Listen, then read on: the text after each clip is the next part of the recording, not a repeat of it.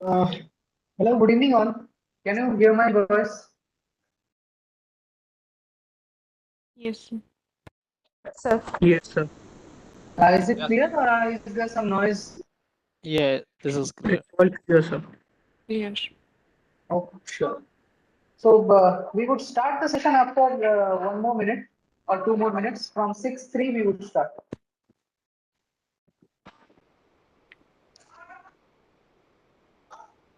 Yeah.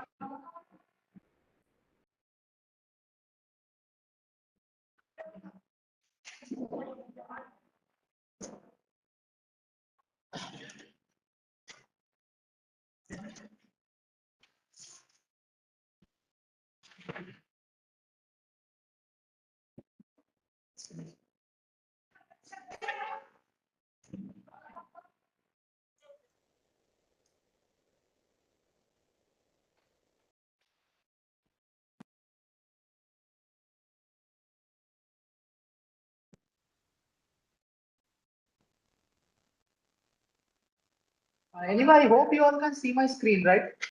The shared Yes, sir. screen. Okay. Okay, sure. Yes, sir.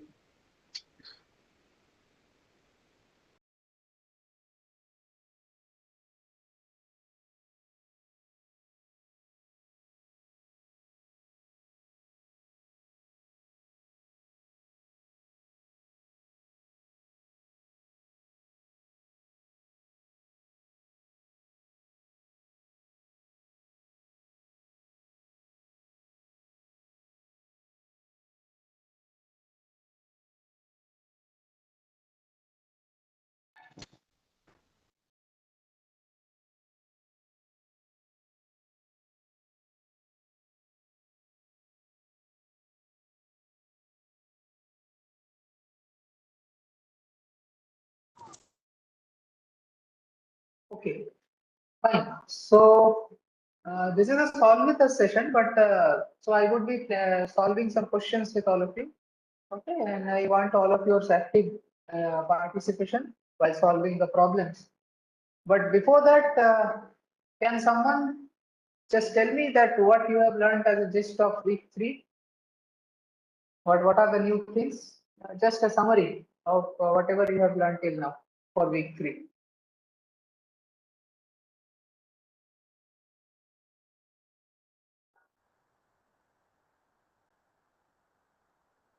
In your own words.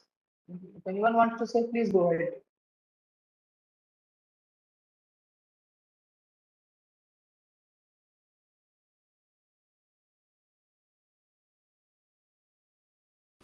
Sir, we learned about procedures. Okay. And We learned about how to construct a table. fine. Three So we price learned about problem. This three price problem. so How we to learned resolve about And the parameters. function, the procedure thing, So what we we call learned about functions in the pseudocodes. programming languages. Side effect of pseudo parameters. Side effect of Pseudocode for three procedures price and problem. parameters, three price problem, physically Yes. banding whatever bands we create for trading or anything like that. In iteration and filtering, nested filtering, these type of concepts we have learned. Also the concept of OR and max and min. Great, great. Yeah. So OR and max and min. Then all the concepts of nested filtering, multiple iterations, nested Yes, iterations, all these things we have learned. multiple parameters also there. Parameters also. Yeah. So basically to encapsulate all of them, we have moved further a little bit in the concept of writing pseudocodes. Right. So till now we did not had a very good, way of presenting the ideas that we had. We were writing step 1, step 2 in the earlier part of the course in week 1, 2, initial part of week 2 also. So we were actually dealing with step 1, step 2, step 3 like that. We were mentioning the way we are approaching a problem, we mentioned that in that form. But now when the problems become a little more complex, right? That's why pseudocode came. You see, we prefer writing the approach in the form of a pseudocode because that helps you to encapsulate together many complexities of the code in fairly understandable and what should I say, crisp and concise form. That's why pseudocodes are very essential. And even just after this, after completing your CT course and moving further in this curriculum, you would be moving to other subjects like algorithm, PDS, and all those subjects. So where you would learn to write codes of different, I mean, real life problems, so to say. So even in those subjects, it's very essential for you to understand how you can write a proper pseudocode. Only thing is many small things would change. So for example, we are learning about tables over here. There it may not be table, it might be something else, right? It might be something else, but the basic fundamental idea remains same. So the motive is please understand the pseudocode properly, how to write it, how to communicate your approach. That's what pseudocode does. Okay. Before that, one or two more points. Yeah, we'll come to you, Bhavya, just a second. One or two more points. So that is these operators, or operators and operators, right? So as you can see over here, I have an or operator. So this or operator and operator, and another operator that we use a little bit less in the questions, and that is the not operator. Okay, the not operator and operator and the or operator. Now these three operator. Achha, by the way, why am I calling these operators? I mean, these things are not there directly in the lecture, but these are important. So that's why I'm just discussing those things before moving into the problems. So why am I Because we calling? perform. Yeah. So Yeah. because they help in performing operations. Because we Operations, perform right? operation on two operand. Correct. They allow Because it operations helps based to on like certain conditions. plus, minus, or compare all these things like that. Great. So basically, can I say that this is my one operand? Yeah. So assume or is working on operands, right? And that's why we are calling it operator. Correct. So the two encircled part of the text, those two are operands. Am I correct? Am I making it correct, or am I making some mistake? Are those operands? Which thing, ma'am? Can you repeat? Yeah. Those? So you said that or and not all these are operators because they work on two operands and produces a result. Yeah, you are correct, because or is not any problem. Like this is the equal to, this is the operator for here. Okay, so let's say I just consider this part. Just assume we have only this part, x dot gender equal to n, or x dot city town. Okay, now let's take the whole thing here. So let's wake up to this part. Okay, so this two encircled parts on the left and right hand side of or, right? So are these two operands? I mean, is this operand one and is this operand two? Or works on operand, right? So if or is an operator and it works on operands, so obviously these two should be the two operands on which or is working. Yes. Correct. Yes. Now what Yeah. kind of operand is it? If it is, then what kind of operand is it? It's a logical offer. It's a logical operand. Why? Because the answer to this operand is logical. The result or answer to this operation is logical, or if I want to assign a data type to it, right? So that should be a Boolean data type. Yeah. Okay. Now that's why we call it logical. Logical means it should be true, it should be false. It's logical, right? So either true Yes. or false, and that is actually reflected in the Boolean data type. Fine. So as I have marked over here, this whole thing, this x dot gender equal to m, and sorry, just a second. Click on this and update.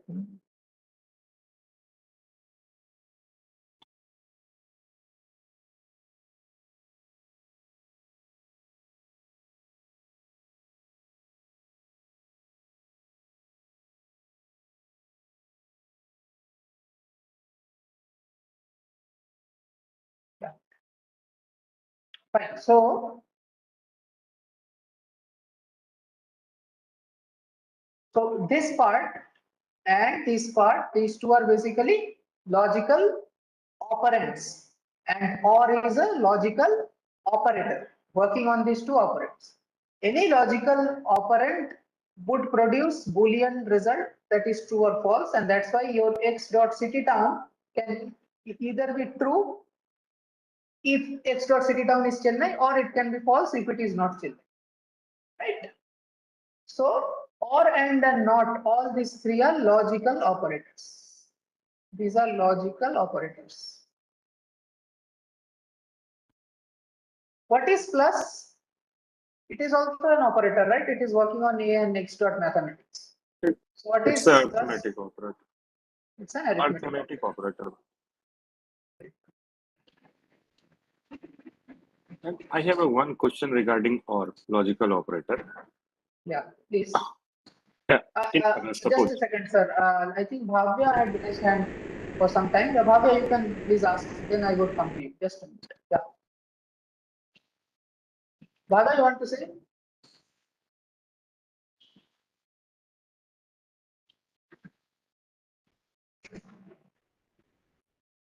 Yeah, I think he might not be saying no. Yeah, you can continue then regarding that question, logical operator. x dot gender equals to m. It's suppose this first condition is true. Okay. Case it's never checked to the second condition. Why this thing is happening with OR? But and it's check both condition. This So first that is check, the. first is Are true. you asking why? Why? Yeah, I was just asking. Are you asking why it would check for or and not check for and? Yes, in OR is checking if first condition is true, it's never check the second part. Suppose first part is true, so it's not go to the second part. If first part is a false, then it's go to the second part. So why Correct. this is happen? Why this happens? Okay. So Yeah. this is just by the direct definition you can get. So let me just write or, okay, or and. Yeah. I would write two things. And let's say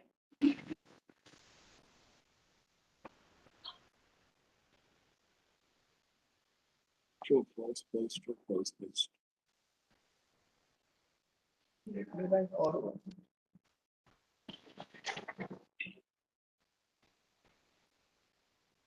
Fine. So just can you tell me, and assume that this is my first on the left hand side and this is the right hand side operation. This is my left hand side operand, right hand side operand. On, I mean, and between Yeah. or and this. So let's say if I get a first true, how or would behave whenever it has at least one true, right? And Yes. even if it has only one true, then also all would give you true results. So here also all would be true, here also all would be true, here also all would be true. Only if both of them are false, then all gives you false. Okay. And what is the definition of and? That whenever If both. even if one is false, then I will give you false. False, false. Both are false, then obviously false. Only and only when both of them are true, we would go for false. Okay. So that's the thing. Yeah. Now if you just apply this observation over here. So whenever one is true, at least one is true, or always gives you true. So as soon as you see a true with an or condition, you need not check the other one, because anyways it would give you true irrespective of the other conditions, false or correct. Getting? Okay, got What it. would Yeah. happen for and? Let's say if you see in and the first condition is false. Do you need to check the second one? No. Because even if one is false in and, it will always give you false irrespective of the other one. Even Other one, yes. if at least one is false, and would always give you false. Okay. Yes. Okay. Yes, ma'am. Okay. Yeah. Sharaka, you want to ask something? Can you repeat now? Yeah, sir. Good evening, sir. Sir, Good I have evening. a doubt in activity question. Oh, okay. Activity question, which one? I think I would discuss those doubts after, at the end of the session. Maybe, huh? Yeah, Let okay, me, sir. Okay, sir. okay, because this session is about this live solving, right? So let us do that first, and I would clear all the doubts after. Okay, sir. Okay, sir. Thank you. Okay. Fine. So, so basically that's the idea of or and not operator is nothing but it simply complements. That is, if you are writing true, it would complement that to false. If you are writing false, it would complement that to true. So, by the way, or and operator, all of them, both of them have one operand on the left hand side and one operand on the right hand side. But when we write not, we can write something. I mean, we can use not in something like this.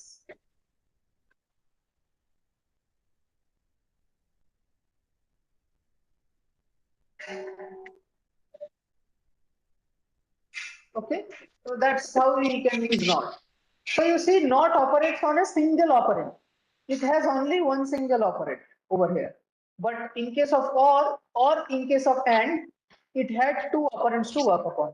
And that's obviously because or and both of them, actually on the left hand side, right hand side, two operands, they would convert that into a logical true or false value. Whereas not operator simply works on a single operand and just inverts the value of that operand. So if your x dot gender is equal to male is true, not would make that whole thing false. So if this is true, the whole thing is false. Okay, and vice versa. So all this not and true, not and or, all these are basically your logical operator because they deal with logical Boolean values. Fine. Now let's come to the questions.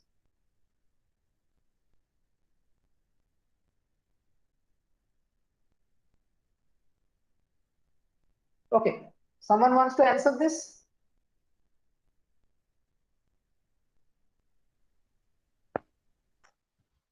Should be Yes, sir.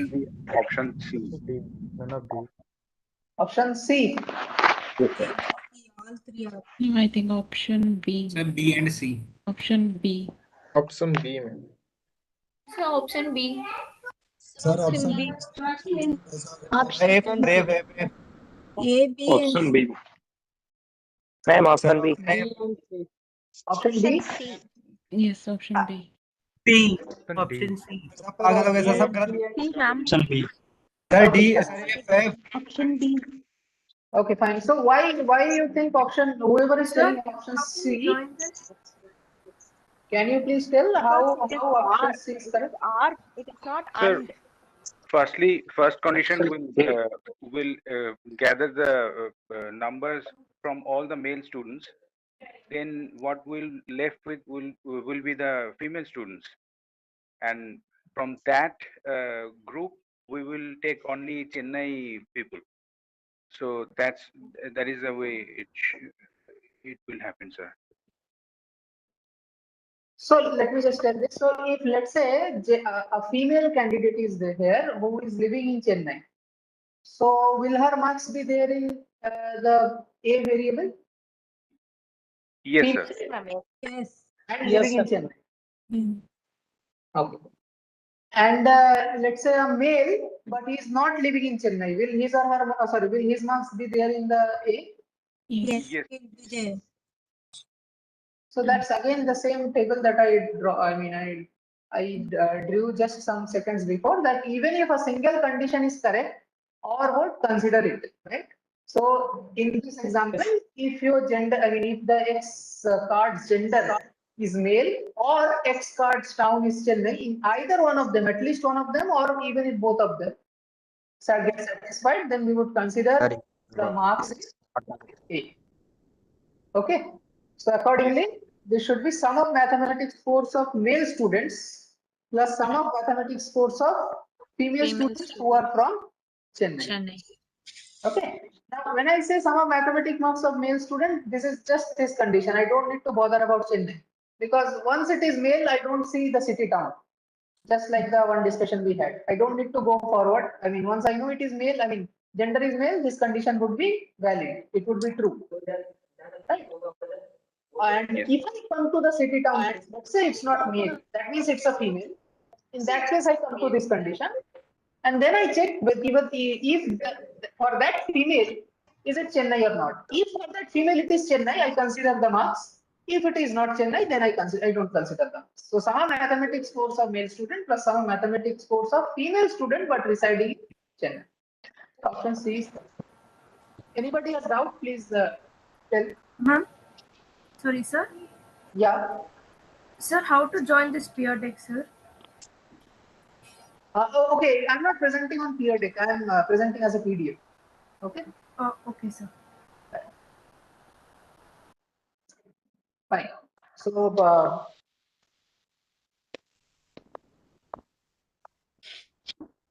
by the way, let me just modify this a little bit. Let's assume that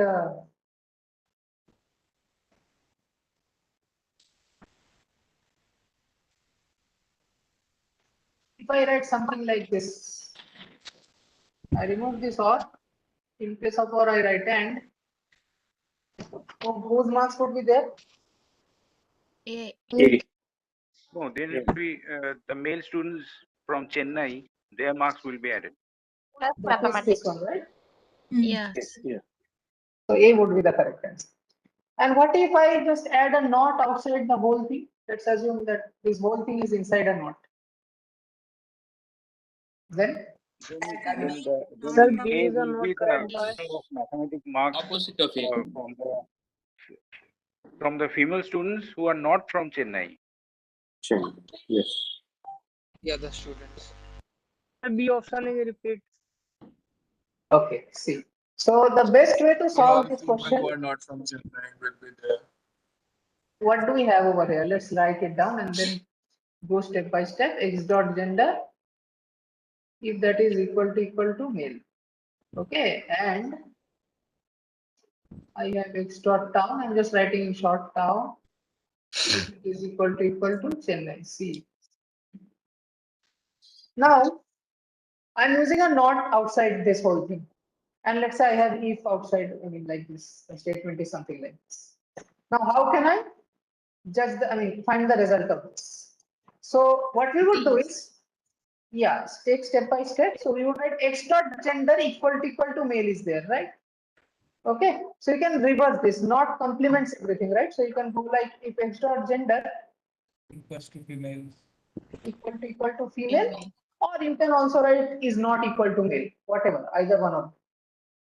What would happen to the end? So we would be complementing everything step by step. So first thing was this one. So it complemented it to female.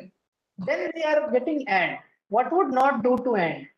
The opposite of and is or in logical operator. Okay. So not would invert and to or. Okay. So and would become or. And then so and becomes or. And x dot town equal to city would become x dot town. X dot town equal to Chennai. Sorry. That would become not equal to Chennai. Fine. You can here also you can write not equal to male. Okay. But since we are assuming here only M and F are the two genders, so whether you write not equal to male or whether you write equal to female, these things are same. That's why with any one of them you can swap. Here I cannot write anything else. I have to write not equal to Chennai because I have many other cities. So anyways, so this is your condition. So after applying not, this is what you get. Now you have to just convert it into the English form. That if it is female or if it is not Chennai. So all female students' marks would be considered.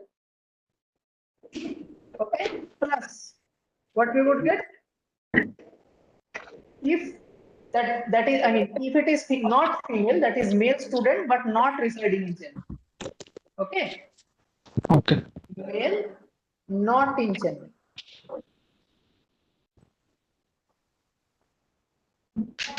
Does that make sense? Please ask your doubt. Why I discussed this not thing. Sir.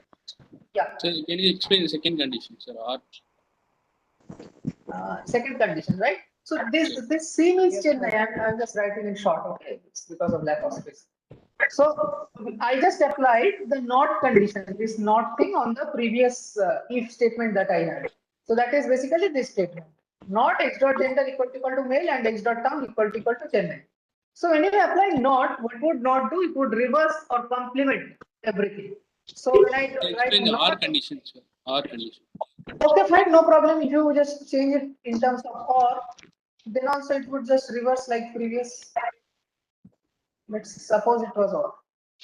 Okay, so what would happen? This would be command.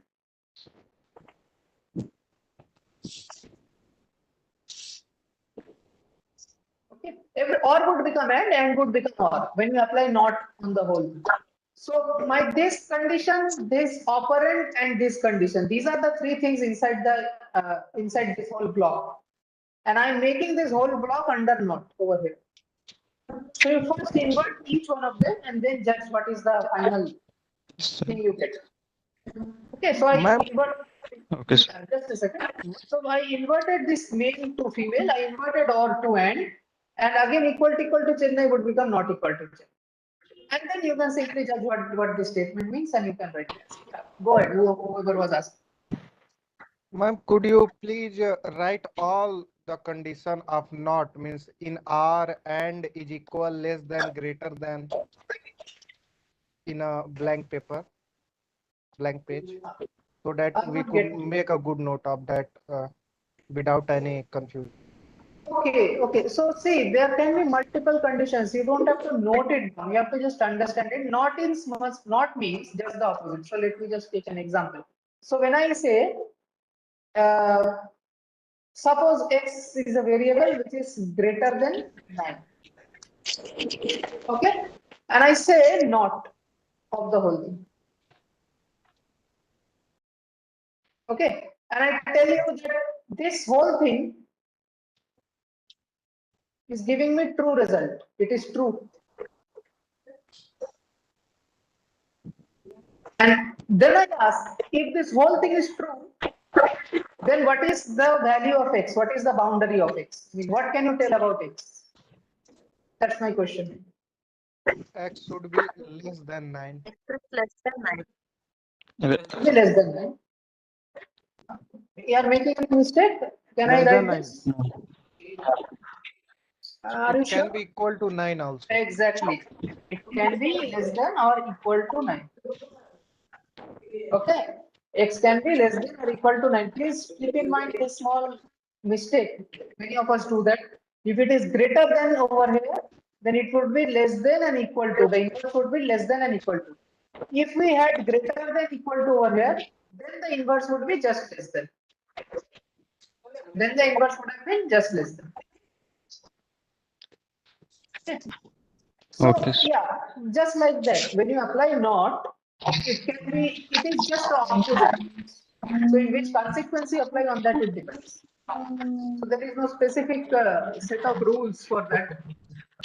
So it's better to understand how it works and you can just apply that. Only thing is, your and would become or would become and. Fine.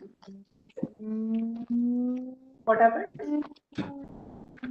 Pankaj, The screen please is mute not yourself. Yeah, just a Pankaj, please mute yourself.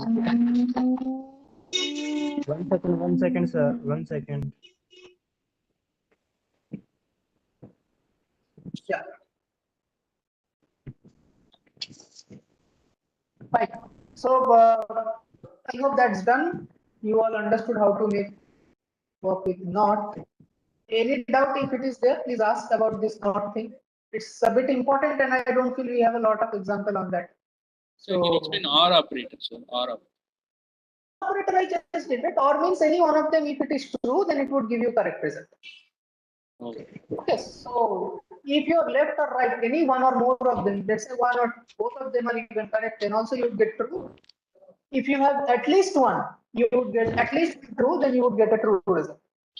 Oh. Only in the case when both of them are false, or would give you false result. Okay, I drew the table. You can just check that in the recording. Would be clear. Both and all. Okay, but practice a little bit regarding this not and it's how to convert one expression into the opposite form using not. Because the same statement by using not can be written in different logical manner. So some questions in the exams might come which might give you the same statement written directly, and by using not, we are just inverting that statement and asking you the same thing. So you have to know how to convert from that not sentence into the correct, I mean, into the simplified sentence. Okay, simple, just apply not on all the operand and all the operator, or would become and would become or, and everything that is greater than would become less than equal to, everything which is less than equal to would become greater than, everything which is equal to would become not equal to, like that. Okay, and then you can simplify. Excuse me, sir. Sorry, you asked something? Yes, sir. Sir, Yeah. so you have to solve Boolean expressions in mathematical reasoning. Sorry, I could not hear you properly, question. Can you please repeat? Sir, I'm asking that these kinds of questions are the same way we used to solve Boolean expressions in mathematical reasoning. Correct. Exactly. But Boolean expression and mathematical reasoning, we have, all of us have not done, right? I mean, in the foundation level, at least, I think. So yeah, it's better we discuss those. Okay. But it is exactly the same thing. It's Boolean algebra and mathematical reasoning. Thanks. Okay, so that was the first question. Now let's, this is just the hints. Now we are solving it, just the same thing. Now let's come to the second one. Yeah, by the way, I mean, what should be the value of this thing? I mean, the answer, what would be the value of y?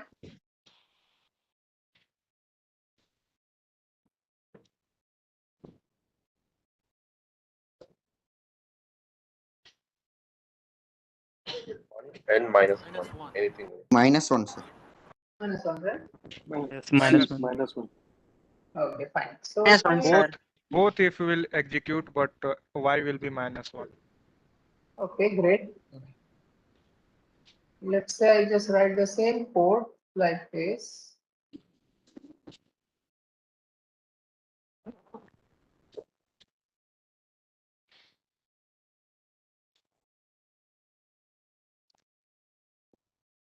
Sorry.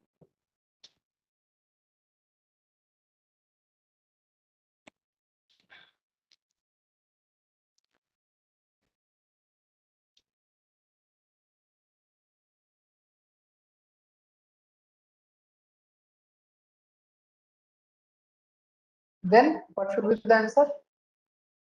2, man. 2. 2. It should be 2. 2. Sir, it will be -1. -1. -1 only. One No, or sir. -1. Minus one. It can be 1. Okay, assume Minus x and one. y are same. Huh? X and y are same. This is your code. So what's the answer? Y is equal to -1. One or -1. what is the value of y? -1. -1. Y equal to 2, sir. No, sir. 2. Okay, wait. So let us see that. So x is equal to 9, so x is less than 10, right? Yeah, it's correct. And therefore y becomes 1 at first. After that, yeah, okay. And then I go for checking. This is an if condition, right? So what is the logic of if condition? If condition is always checked. Whenever you see an if, even if it is after one more, another if is there, still you check the new if, right? All the if condition we check. So here I come and x is 9, we know, but 9 is less than 5, no, false. Okay. Right? 9 is not less than 5 and it's greater than 5. So I mean this if condition is false, is returning false, it's not true. This else, what is this else? To which if is this else bounded? To the first if or the second if? Second if. Second if, correct? So whenever you get an else statement, it is always bounded to the immediately upper if, not some other if which is at the top, but the immediately next upper if statement. To that one, the last else is bounded. So this else is bounded to the if which is x less than 5. And we saw that if condition did not hold, right? So if that is not, if it not holding, so it would obviously come to the else state. Now y would become 2. So initially y was 1 over here. Y was 1.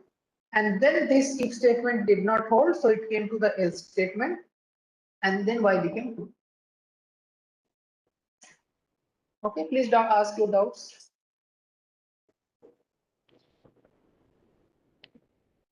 Ma'am, what is the answer? It can be 1 or 2. It is 2. In this case, it is 2. Okay, ma'am. Just repeat. Sorry. Can you repeat once again? Then? Okay. So let's go step by step.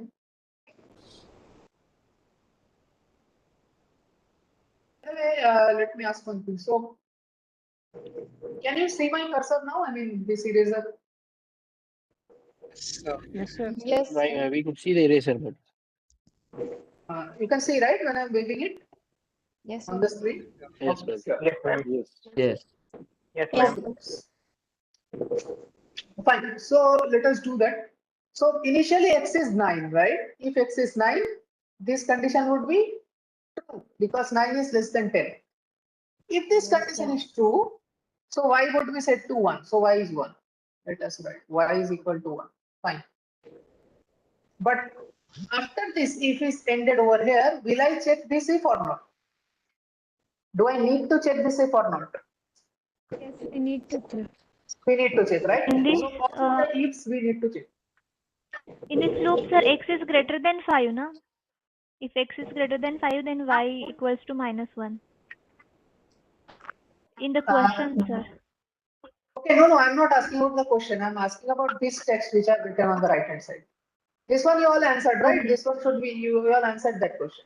Why I'm asking about this question, this one, the one that I wrote, this code. Okay. This, according to this code, what should be the answer? That's my question. Not this one. Not this one.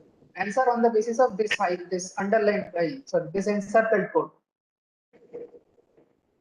Fine. So here you can see that obviously this if was executed, then this if was also checked, but it came false, and that's why the else statement was executed. Whenever an if is false, the control moves to the next else, immediately next else. So immediately next else is this one, and inside this else we make y equal to 2. So initially y was 1, later y was converted into 2. Okay. And but if you are asking about this question, this one, right? Initially whichever was there. So here x is less than 10, which is correct. So y was 1, and x is also greater than 5, which is also correct, and that's why y is finally modified to -1. So in this question, answer is -1. On the right hand side part, which I just wrote this code, answer is 2. Okay, hope that is clear. Yes, sir. Yes, sir. In graded assignment, Yeah. some questions are long, means we have to iterate all the data.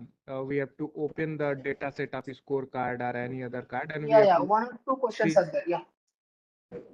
So does that kind of question will also come in quiz and semester No, exam? no. Those Okay. kind of questions would not come. Okay. Thank you. Even if it comes, then whatever data would be required, that would be given to you so that you can check. But I mean, other than, and the data would be much smaller, even if it comes. Okay. Fine. So let's come to the new problem. This is another pseudocode.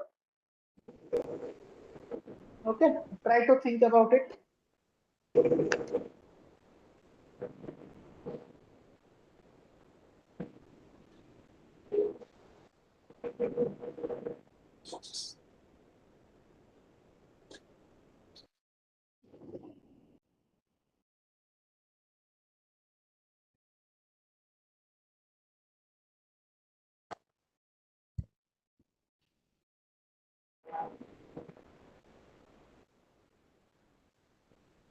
Excuse me, sir. May I get the joint PD code? Sorry, what are you telling? Joint PD code.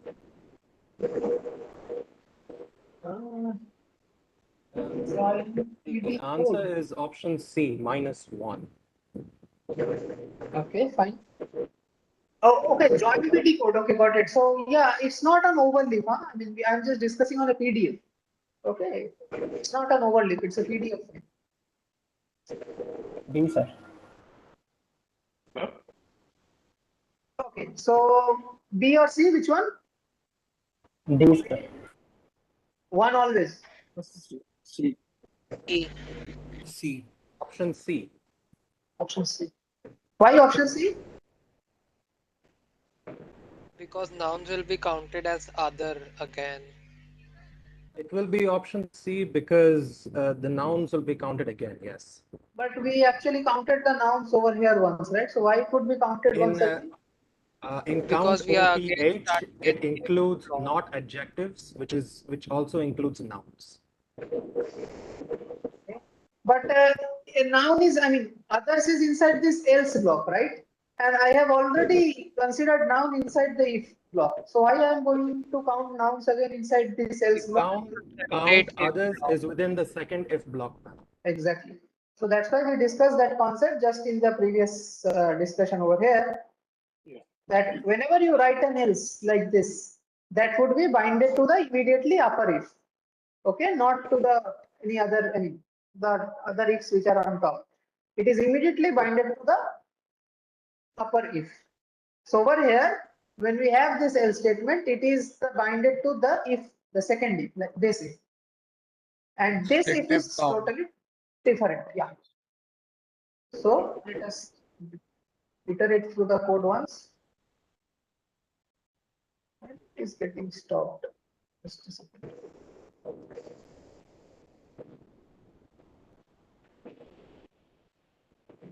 Okay, so let us go through the code once. So if it is noun, I am increasing the noun counter by 1.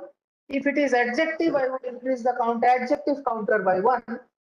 But the thing is, this else is binded to this if. So whenever I get a part of speech which is not adjective, that would be counted inside the counters. Now, like let's say I get a verb. It is Uh, means I have one doubt. what if it is other than noun? Means we will count the noun again, or will we not count the noun again when it is after the suppose the word is not an adjective, then Yeah, so that's what I'm saying. So let's say the word is not adjective, and there are two possibilities. The word is not adjective and the word is a noun. That is possibility 1. Second is the word is not adjective and the word is a verb or something else. That is, it is not a noun. It's not an adjective, it's not a noun. Case 2, it's not an adjective, but it's a noun. Case 1. So let's check what happens in case 1. When it is not an adjective, but it is a noun. So when it is a noun, at first your count noun would be increased by 1 because that's the first if statement and it is a noun. So count noun is increased by 1.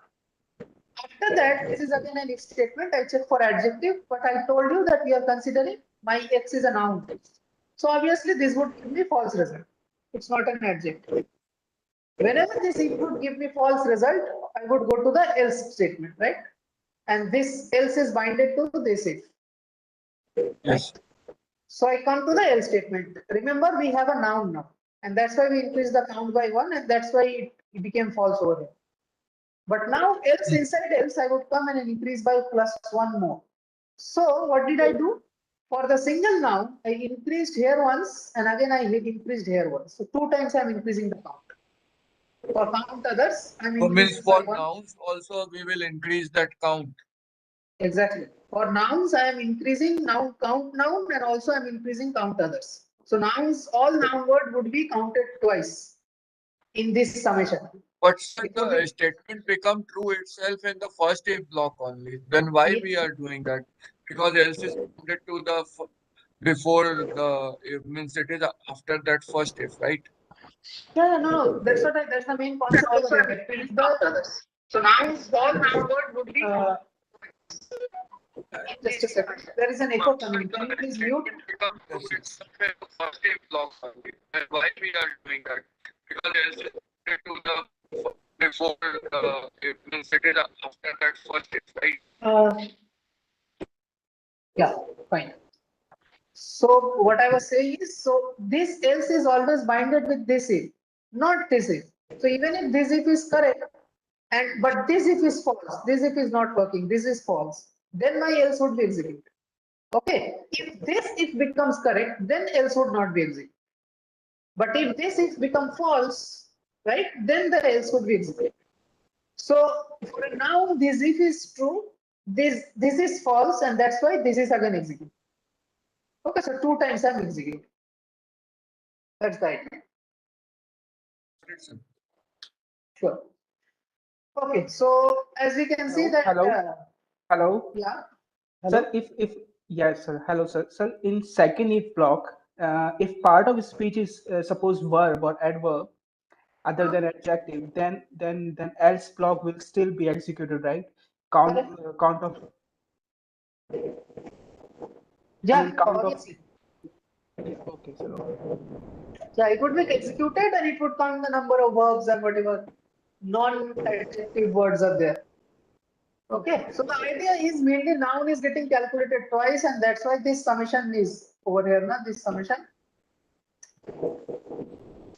This part would be greater than the total count, because total count is only calculating the number of words. But in the left hand side summation over here, nouns are calculated inside count noun and inside count others also. So obviously this three thing would be, I mean the summation of these three thing would be much more than the count total. Okay. Provided there are nouns. So only in one case there would these two would be equal, and that is when there are no nouns in the table. If there are no nouns, there would not be any double counting. Right? Okay, is there any doubt in this question? No, sir. Okay. No, ma'am.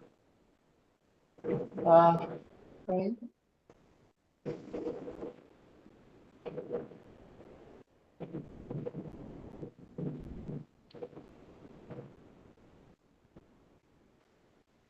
Okay, so this is the next question. What this question asks you is, so it is a pseudocode which actually tries to count the number of sentences in which both the word X and Y are there. So inside the count pair procedure, I'm passing X and Y.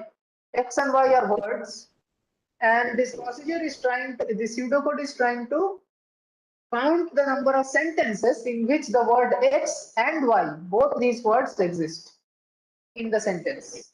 How many such sentences are there? That is stored in the count variable. That is stored in the count variable. Okay, so the number of sentences in the data set in which the word X and Y both are present is stored in the count variable.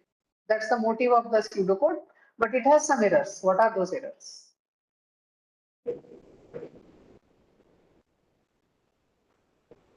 Condition But to what is initialize motive? count is incorrect. Please repeat. Not reinitialize. Option C. Okay. C, ma'am. Okay, let me just repeat once. So C is correct, you are saying. Okay, we will come to the answers a bit later. The question is simply asking you, let's say you are running on words dataset and you have X and Y passed into the count pair method procedure. All you have to do is count the number of sentences. Okay, count the number of sentences in which both the word X and Y are two words. So both the words X and Y would be present inside that sentence. How many such sentences are there? That's what is stored inside the count variable. Okay. Now we have to find out if we want to do this, then what is the error that we are doing? There are some errors. So D. C. Fine. We are not initializing, and is that it? C, ma'am. D was correct. Okay. Why count is incorrect? Because they are using or statement instead of and statement. What is and statement? And statement is that if as statement is there, we should consider both things in the if block. And if or statement is there, if neither either if one of them is correct, we can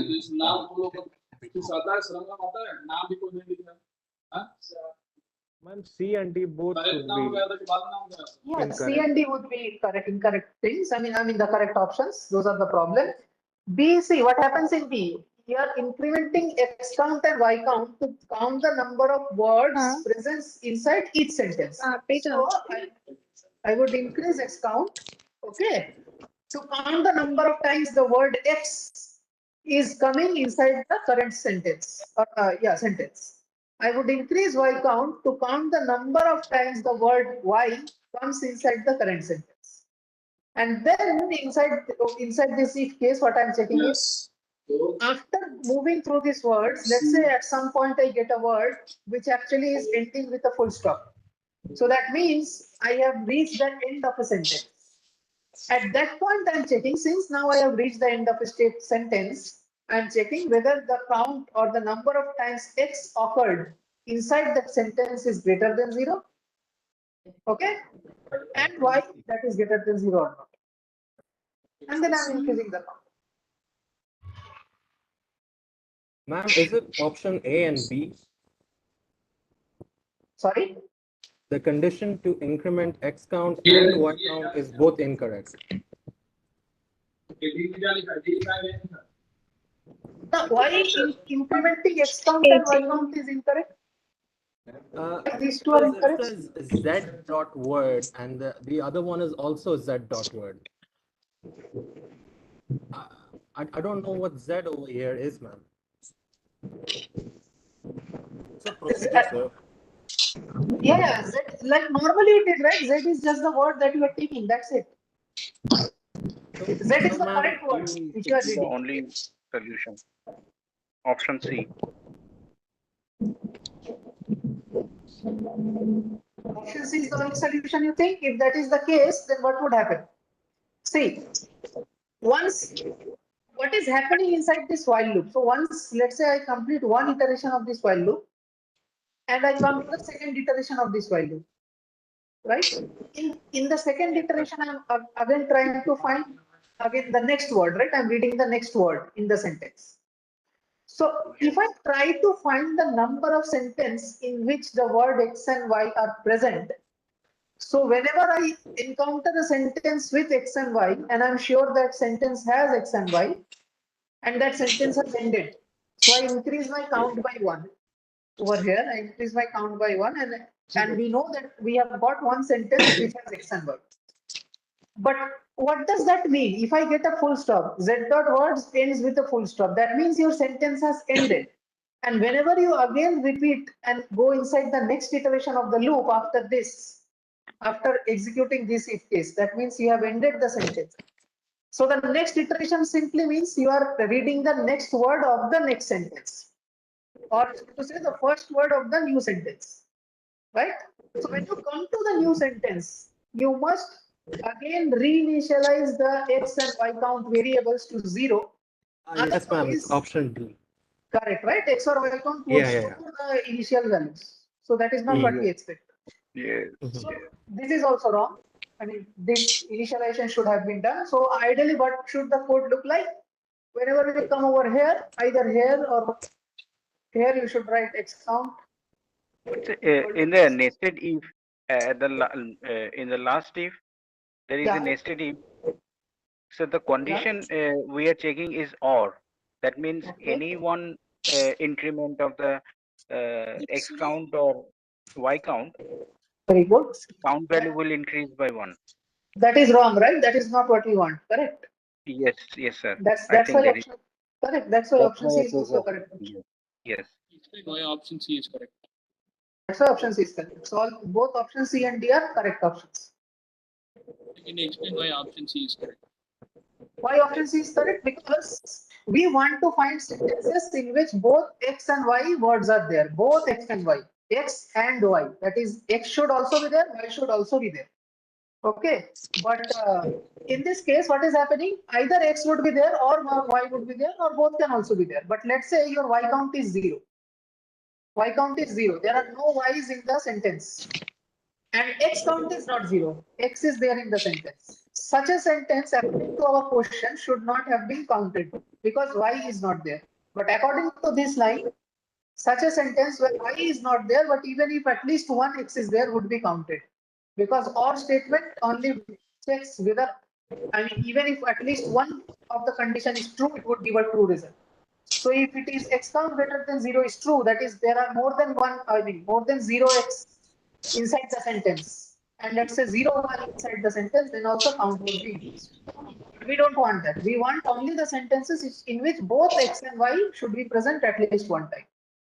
So ideally, we should have written and in place of that. Yeah. Okay, sir. Excuse me, sir. I have a Yeah. doubt. Yeah. Wouldn't it be while table 1 has words? I mean, yeah, you can write the words or rows, whatever. I mean, it means the data. As long as table 1 has something. Okay. You are assuming that each word is on a different row. That's it. I mean, nothing very specific about it. Yeah. Basically, you are reading words. Yes, you are reading simple words in the while loop. Each word you are reading. Fine. Okay.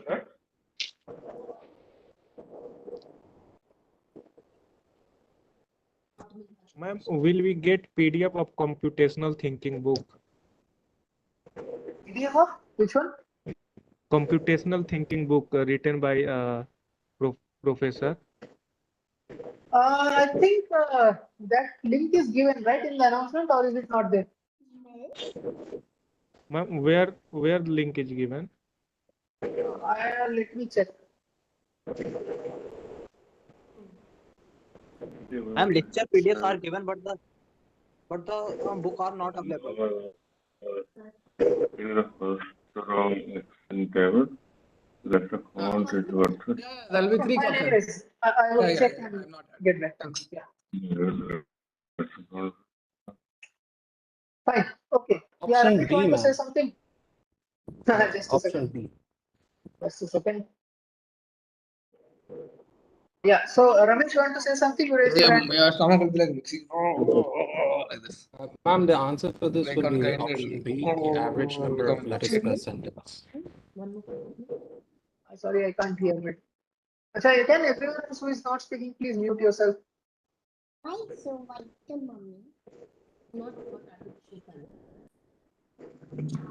Too big. Yeah.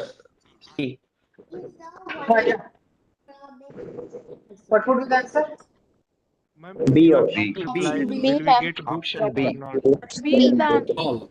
Option B for ball. B. Option B? This B one? correct answer, ma'am. Yes, yes. Yes, I'm here. Oh, it's very easy.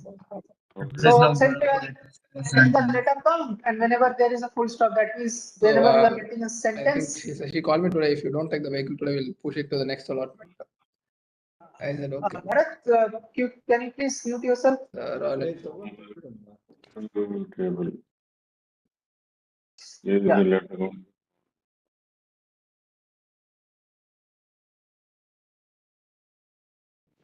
Fine.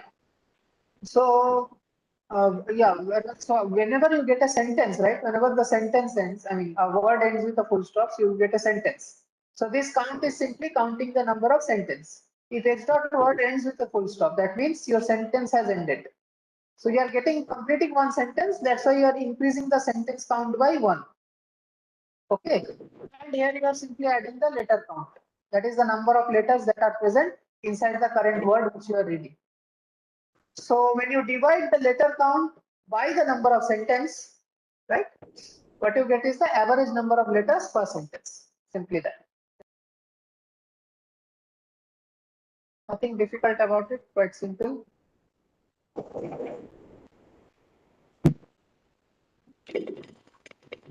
Okay.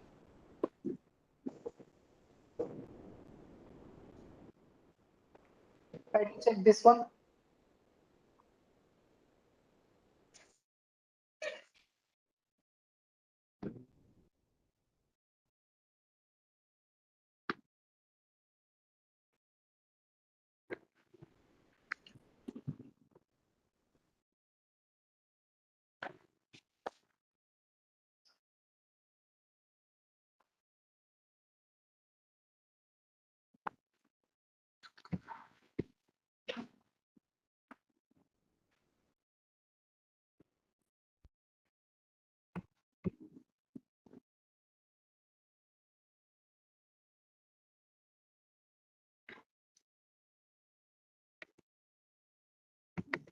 Ma'am, B is the answer.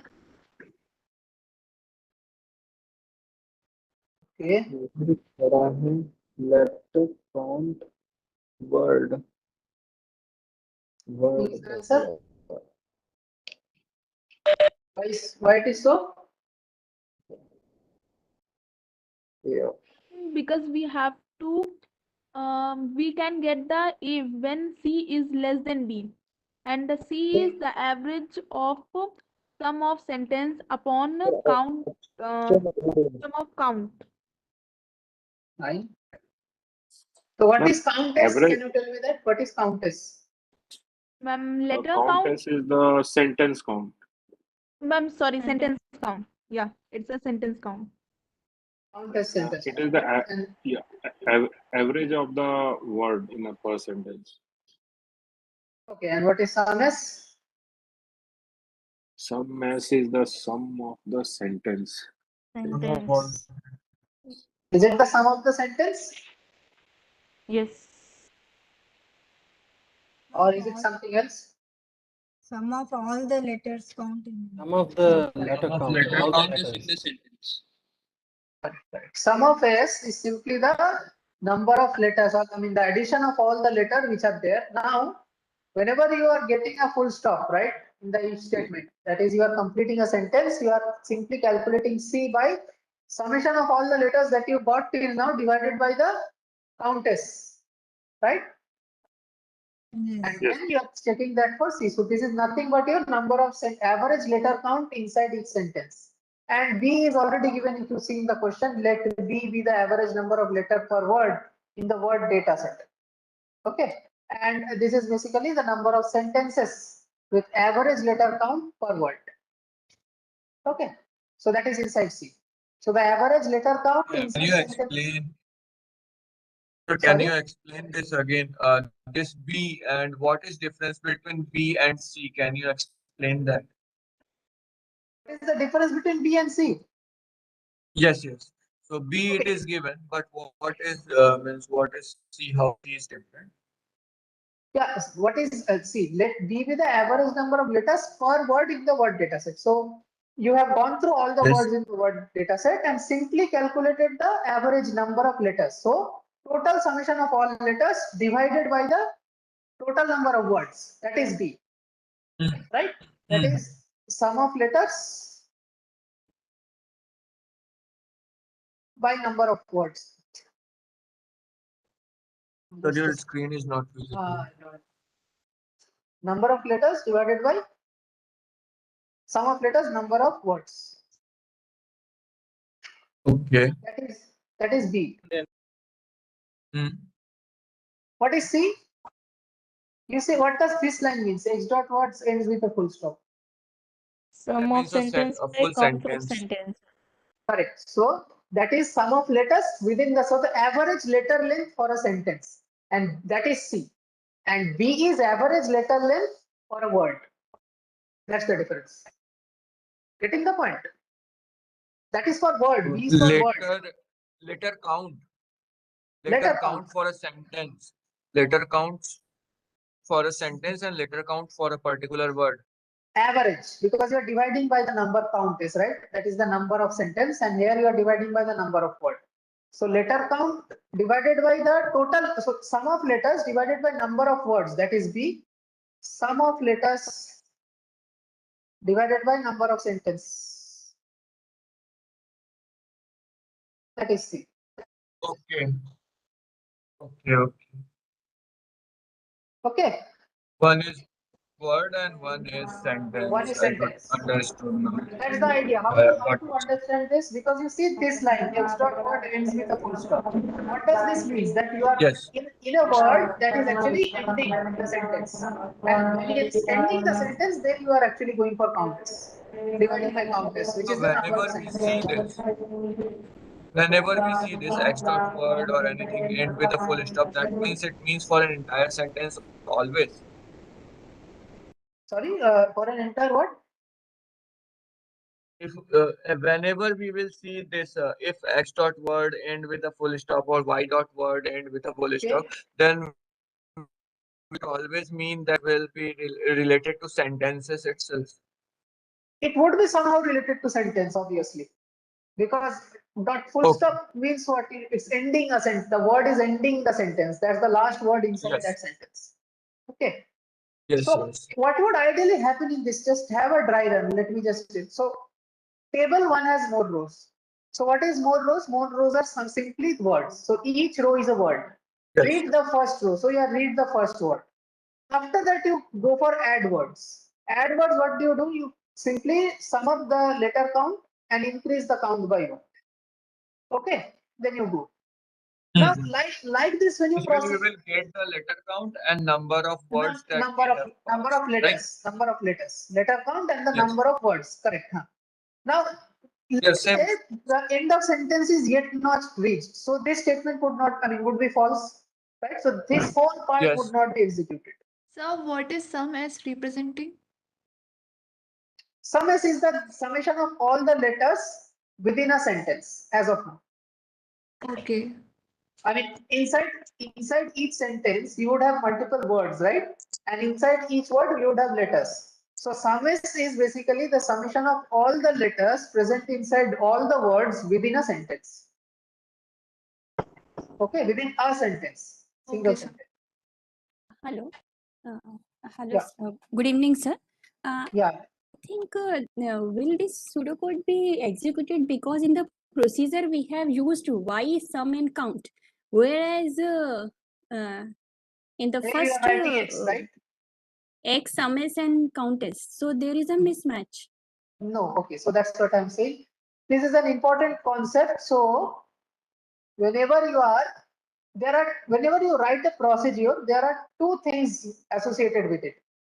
First is when you are declaring it, and second is when you are defining it. Declaration and definition. This is what is the definition. This is the definition of the procedure because you are defining what the procedure would do over here. Okay, and this is where you are actually using it, simply using it or calling it. We also call calling it, or let's say you can just settle down for declare. Not declare, it is not actually declaring, but let's say declaring. So one place you would be using and calling it, and another place you would be defining, right? Now, the variables that you pass over here, that you write over here in the definition, this is definition, right? So whenever you are defining in that part, whatever variable you are writing, right? Those variables should be only type compatible with the variables where you are passing the arguments. That means y should be type compatible with x, sum should be type compatible with sum s, and count should be type compatible with count s. But count s, it is not required to write count s over here, it is not required to write sum s over here, it is not required to write x over here. What would happen is the value inside x variable would be copied inside y variable. The value inside sum s variable would be copied inside sum variable, and accordingly count s variable's value would be copied inside count variable. So you need not write the same names, it would be copied automatically. Excuse me, sir. Thank you. Yeah. Yeah. Sir, what do you mean by type compatible? Type compatible means the same type. So let's say if y is a card, then x must also be a card. It cannot be integer, it cannot be something else. If sum s is an integer, then sum must also be an integer. I write sum over here is an integer number, and let's say I pass something which is a string. That would be a problem. Because why it is a problem? Because sum is an integer. Let's say sum is an integer. Okay, that means inside the body of the procedure, I'm working in a manner assuming that my sum variable is integer. This sum is an integer. Assuming that. But while calling the function, calling the procedure, if I pass a string, let's say sum s is a string, sum s assume, sum s is equal to some IITF. Okay. Sum s is a string. So I cannot pass that. Sum s cannot be copied inside sum because sum is integer and sum s is a string. Since you cannot copy successfully, therefore it is illegal. You cannot write this. Fine. So the main idea is the values that you write while defining and declaring a function or a procedure, they need not be the same. The variable name need not be the same, but the value that is present inside the variable should be copyable. That is, you can copy the value of X inside Y. And that is only possible when the types of X and Y are same. That means type compatibility. That is, the type of Y is compatible with the type of X. Okay, sir. Thank you, Phil. So in the procedure, the definition and the declaration are tagged by the procedure name, like add word. That cannot be different, right? No, that cannot be different. Okay, few things cannot be different. The first thing that cannot be different is name of the procedure. Let me make it a little bit. Okay, so let me just. The things that cannot be different when you are writing or defining a procedure, first thing that cannot be different is name of the procedure. Second thing that cannot be different is type of the parameters. Third thing that cannot be different is number of parameters.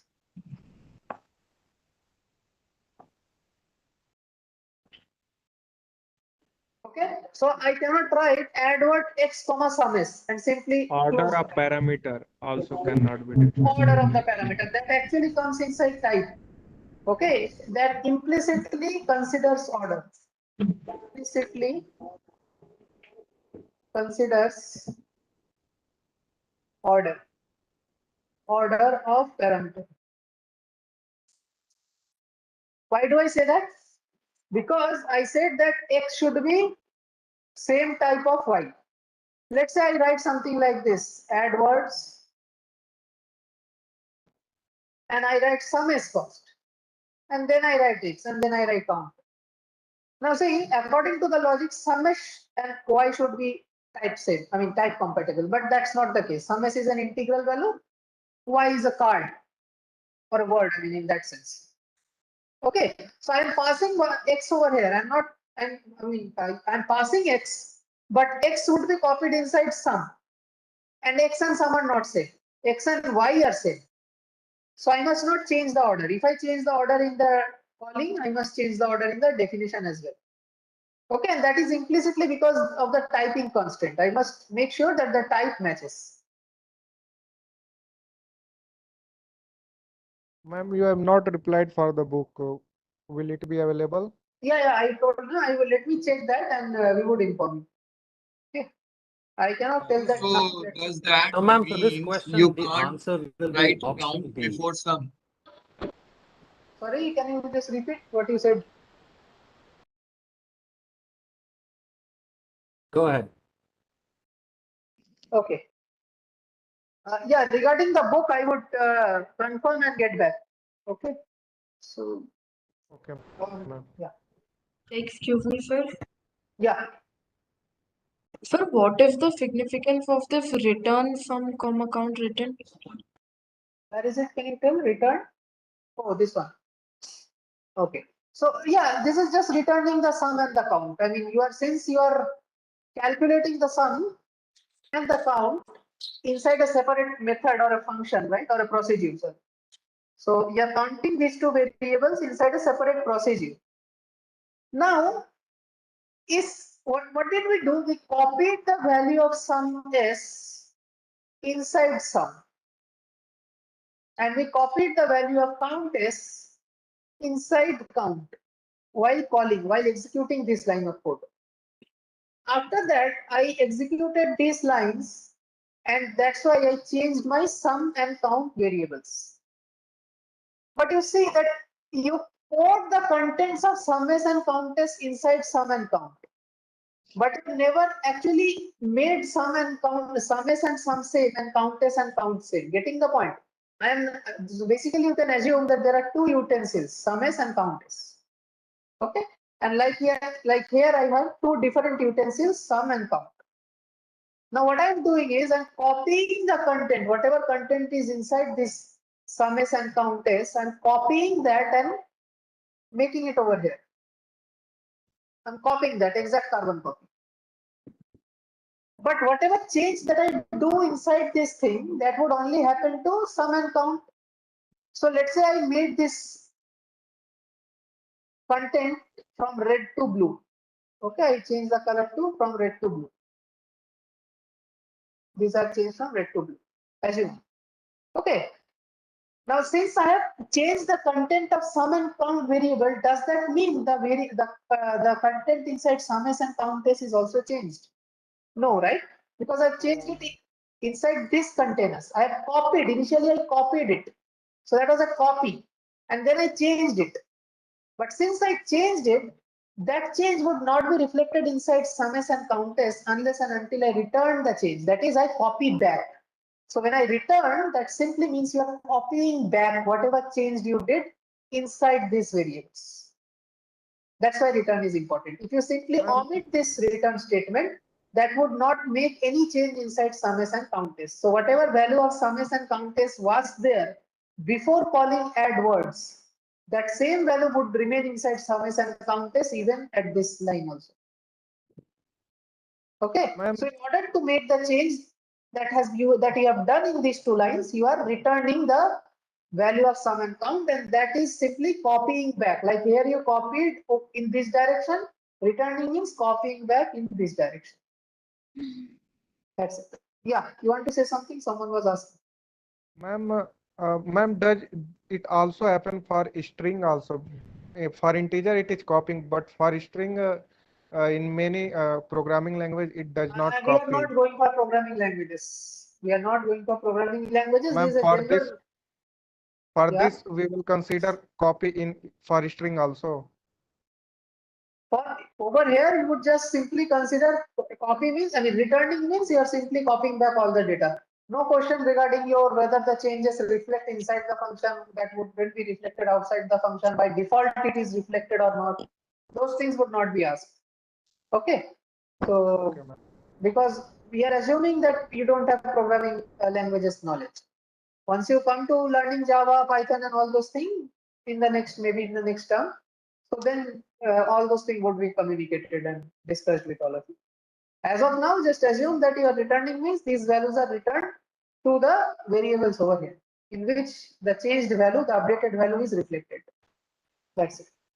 For string, for part, for integer, for anything. Yeah. Ma'am, one doubt. This procedure, as soon as we call return, it will exit the procedure, right? It will not execute any lines under the return command. Correct. Yeah. Okay. Yeah.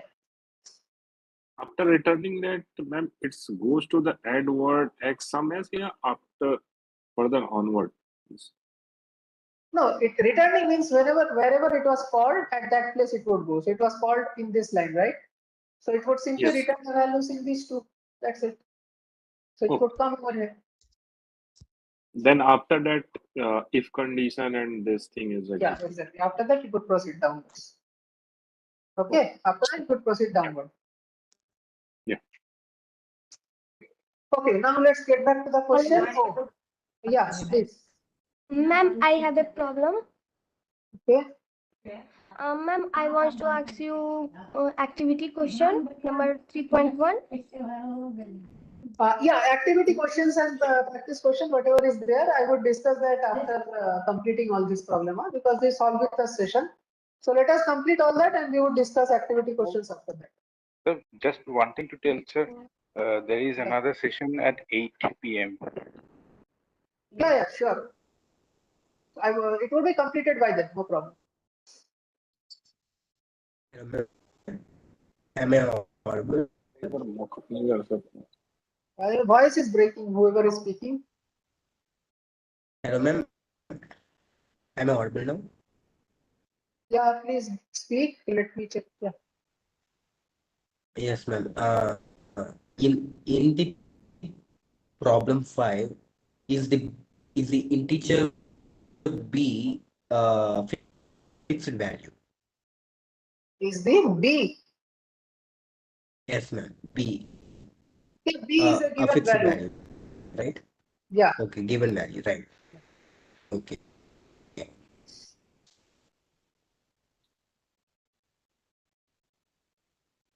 Okay, so we discussed that. Let me just again say that this is basically you're comparing the average length of average letter count inside word and average letter count of sentences. And simply since here you are setting sentences, so that means the number of sentences with average letter count per word lesser than the number of letter count, the average letter count per word, which is B. Average letter count per word is B, average letter count per sentence is C, and that means average letter count per sentence is lesser than average letter count per word.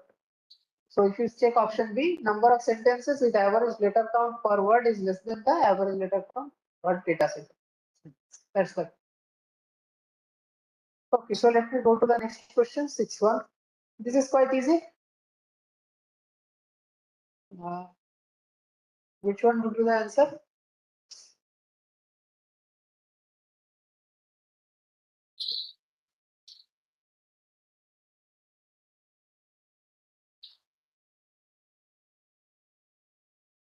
Option C.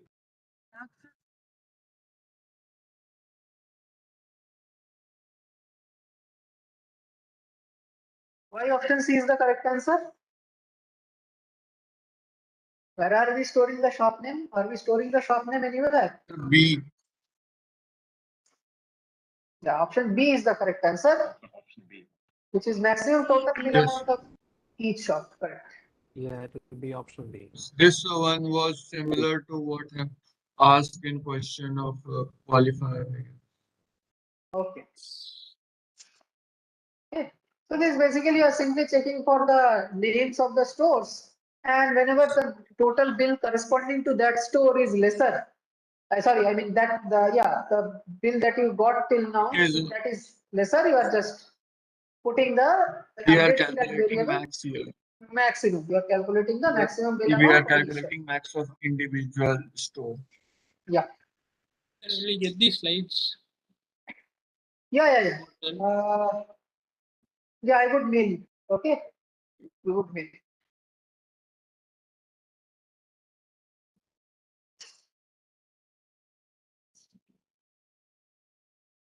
Fine. So let me just tell what this thing is doing. Is it visible, by the way? The Yes, sheet very code? good. Can just zoom it out a little bit, and entire question and code will be visible. The entire question is over here only. I would define what it is doing, and the options are on the right hand side. The entire pseudocode is in this screen only. So what this code is Yes, trying that to is do? visible. Yeah. What this question is trying to code is trying to do is, at first it is finding the maximum and minimum scores. Okay, maximum and minimum marks, fine, of a distribution inside the which database? The scores database. Okay, so inside the scores data set, so not database, data set. So inside the scores data set, this code is first finding the minimum total and the maximum total of the scores. Fine. Then what it is doing is it is dividing the scores which students got into 4 segments for grading. So grade A, grade B, grade C, grade B. Four segments would be there for the grading. How it is doing that? It is subtracting the maximum marks obtained by the highest scorer and the minimum marks obtained by the lowest scorer, subtracting that, and that is giving us the range of the numbers which are present. That is the range of the marks which are which students got in the exam, and we are dividing that by 4. Because why dividing by 4? This line basically means we are making 4 segments. We are dividing the whole intervals. range of marks into 4 equal intervals. Each of those intervals would represent a grade. Okay, the highest interval would represent the grade A. The second highest interval would represent grade B, something like that. Fine. So how we are doing that? You see, we start from minimum total and we add the interval that we got. So minimum, that is the minimum marks which you got, right? So plus that the interval, we get the mid 3. So mid 3 is basically the lowest interval, lowest grade. After that, we add one more interval with the mid 3. Interval means this gap which I am adding. Okay. So again I add one more interval. That essentially means the second. I mean the next best grade, which is grade. Let's say you had A, B, C, D. So it means grade C. Accordingly, mid 1 and greater than mid 1. Mid 1 is the second highest grade. And if you get greater than mid 1, that means the highest grade. So it is dividing into 4 equal partitions of score. Okay. And once this is done, after that it is simple. You are simply checking each card, I mean each score, checking whether that score is for a female. I mean here you are checking for a female or not. If that is female, you are just finding which grade is it. Is it grade A, B, C or D or whatever. Okay, if it is grade A, you increase the count of A. If it is grade B, increase the count of B, C and D. Now how you are checking the grades, you are just checking using the segments that we had. If it is lesser than maximum but greater than mid 1, something like that. So what you have to do is check these conditions which are here and all other lines of code and find out is the code totally correct or is there some error. So there is an In error range, at do we line omit number the 1. last value? If yes, then line number 19, yes, all the if conditions will need to be changed. So there is an error at line number 1. Line number There 20, is a 26, error 26. in line Yes, number sir. 1. Error in line 1. Line number 1. Error in 1. Okay. So error in line number 1, that is correct. Why? What should have been the correct? Is line number 1. Minimum should be 300. Minimum T should be 301. Is this correct? If I write? Yes, ma'am.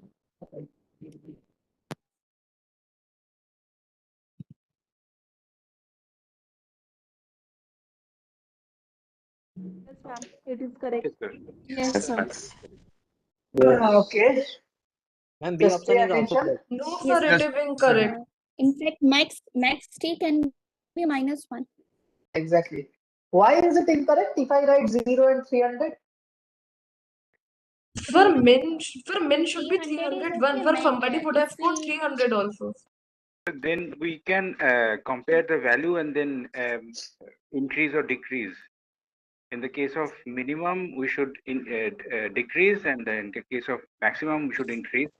Yeah, that's what I have done. I have written minimum T equal to more value, 300 value. But what is the error? I mean, if I use min T equal to 300 and max T equal to 100, then what is the error? Is there any error or is it fine?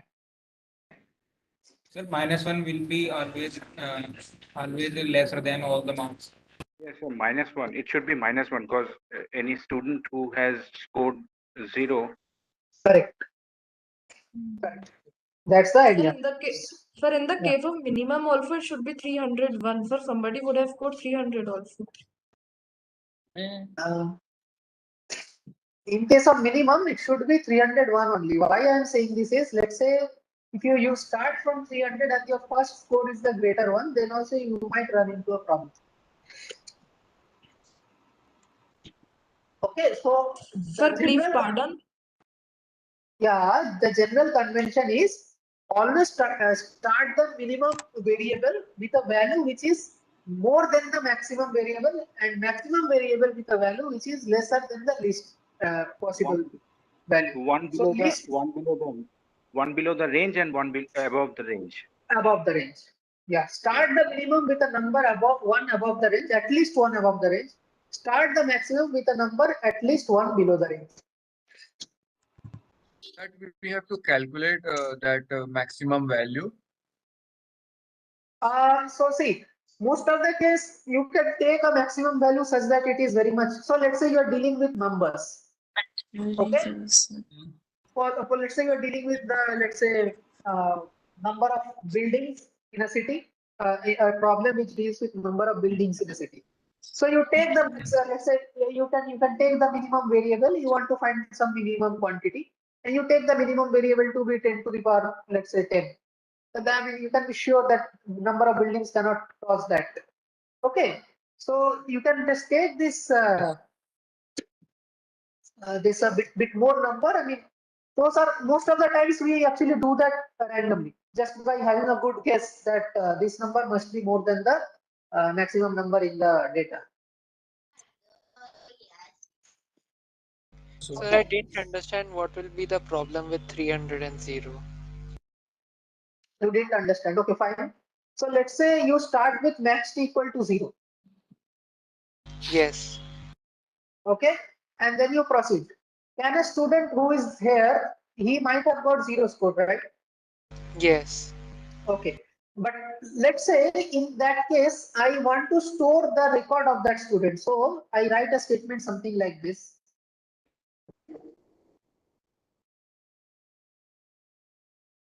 Suppose I'm not referring the actual attributes. If x dot marks is, let's say,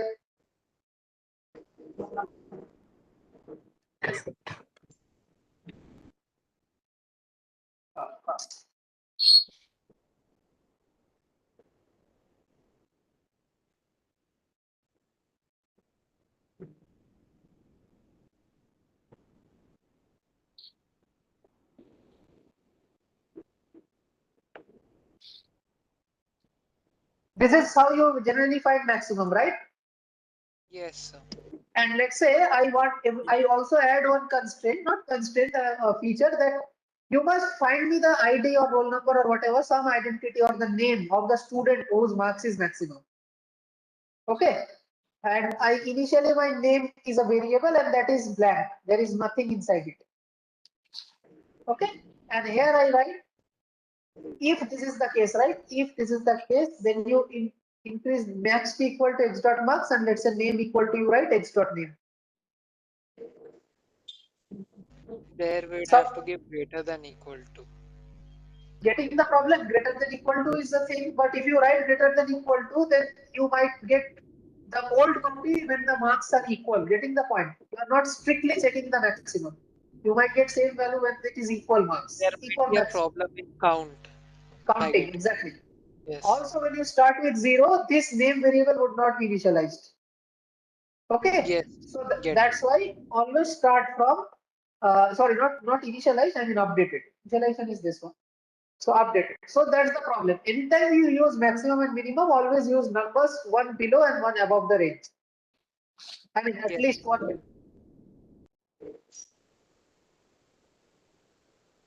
Fine. So let's get back to this question. So option 1 is definitely error. I mean, error in line 1 is correct. Is there something else or all other things are fine?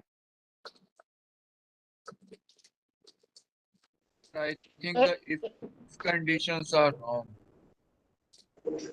Sorry, Error in line 30, sir. Yes, sir. Line 30. Line 30 also it is wrong. Yeah. And ma'am, So this is wrong. line B also. 23. Yeah. Another error is there, line B, that I'm coming in the option B.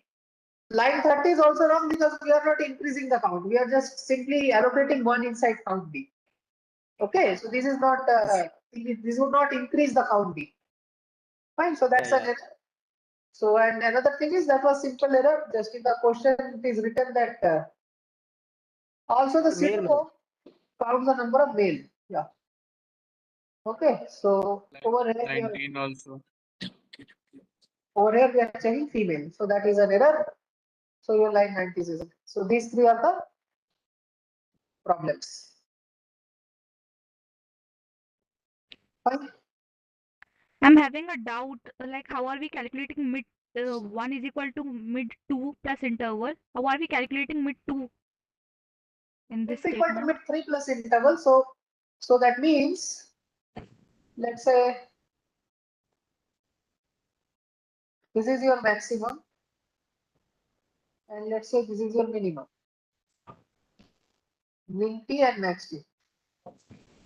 Okay. So what you do is you take this whole interval and divide it into, where you see 4, right? 4 equal chunks. So let's say 2 and 3. So divided into 4 equal chunks. Now you say that mid 3 is equal to minimum of T, that is minimum of T right? Plus interval.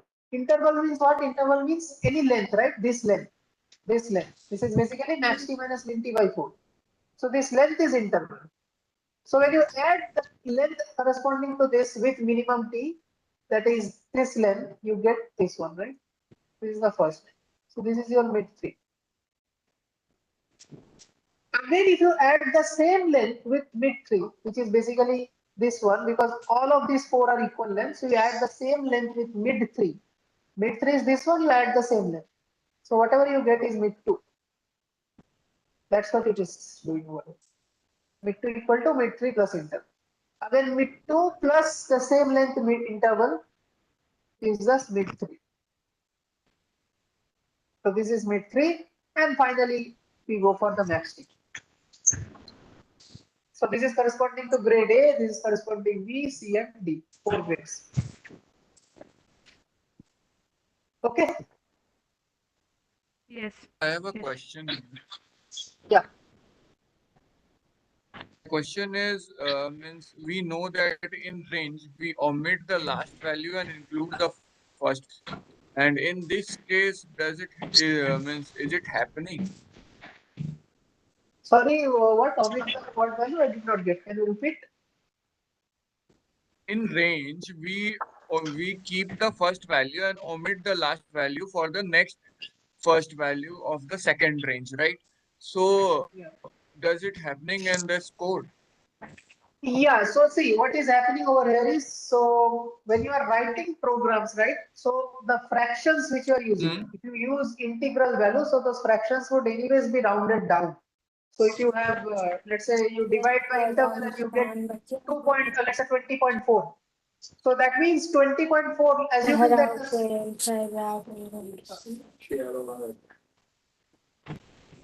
someone is, okay, wait, just a second, let me mute. Yeah. So whenever you are using writing pseudocode or program, what would happen is it would always be rounded down because it's an integral number and whatever fraction part is coming, that would be rounded down. Why it would happen is, so let's say you have a score till 100 and the highest score is 100 and the lowest score is 0. And you divide it into 4 equal parts, each of 25. So 0 to, let's say 20, yeah, you are telling, so should I consider from 0 to 24 and 25 would be the next step or not, right? Yes. Yeah. Yes. So yeah. So if I start from 1, okay, if I start from 0 to 100, that is if someone has got 0, or if I start from 1, that is the length is, I mean, so it doesn't matter because it 100 minus 1, you would get 99 and divided by 4. And in that case, in case of 100 minus 0 divided by 4, you would get 25. So when you consider 99 as the highest score and proceed, you would get an interval of 24, 24, 24. Okay. And in case of 100, you get an interval of 25, 25, 25. So 0 to 25 would be 1, and then 26 to the next 50, then 51 to 75, and 76 to 100. That's how the intervals would be. 100, Since, yes. Okay. But here, because I asked this because it is written greater than or equal to for mid 2 and mid 3. That's why I was little bit confused that we should omit the mid 2 and then from the next range we should include the mid 2, right? yeah, That's that why I depends. asked. Yeah, correct. That if you go to the forward range, then you can omit the equal to over here and increase the equal to over here. Just add equal to over here and remove it from here. Yes. That depends. So we can do any order, it doesn't matter. Yeah. Okay, so got it. Thanks. Yes, ma'am. That line number 15. Okay. Mid 1 is equal to mid 2 plus interval, no? So where you have drawn there, it is. Oh, sorry. Oh, I missed it. I wrote mid 3. That's not mid 3. That's mid 1. Okay. Thank you. Okay. Fine. So 7th one is done. The last one, this is the last problem. Then maybe we would discuss 1 or 2 activity question which you all asked. Yeah. Try to think this. What will be A, B, and C?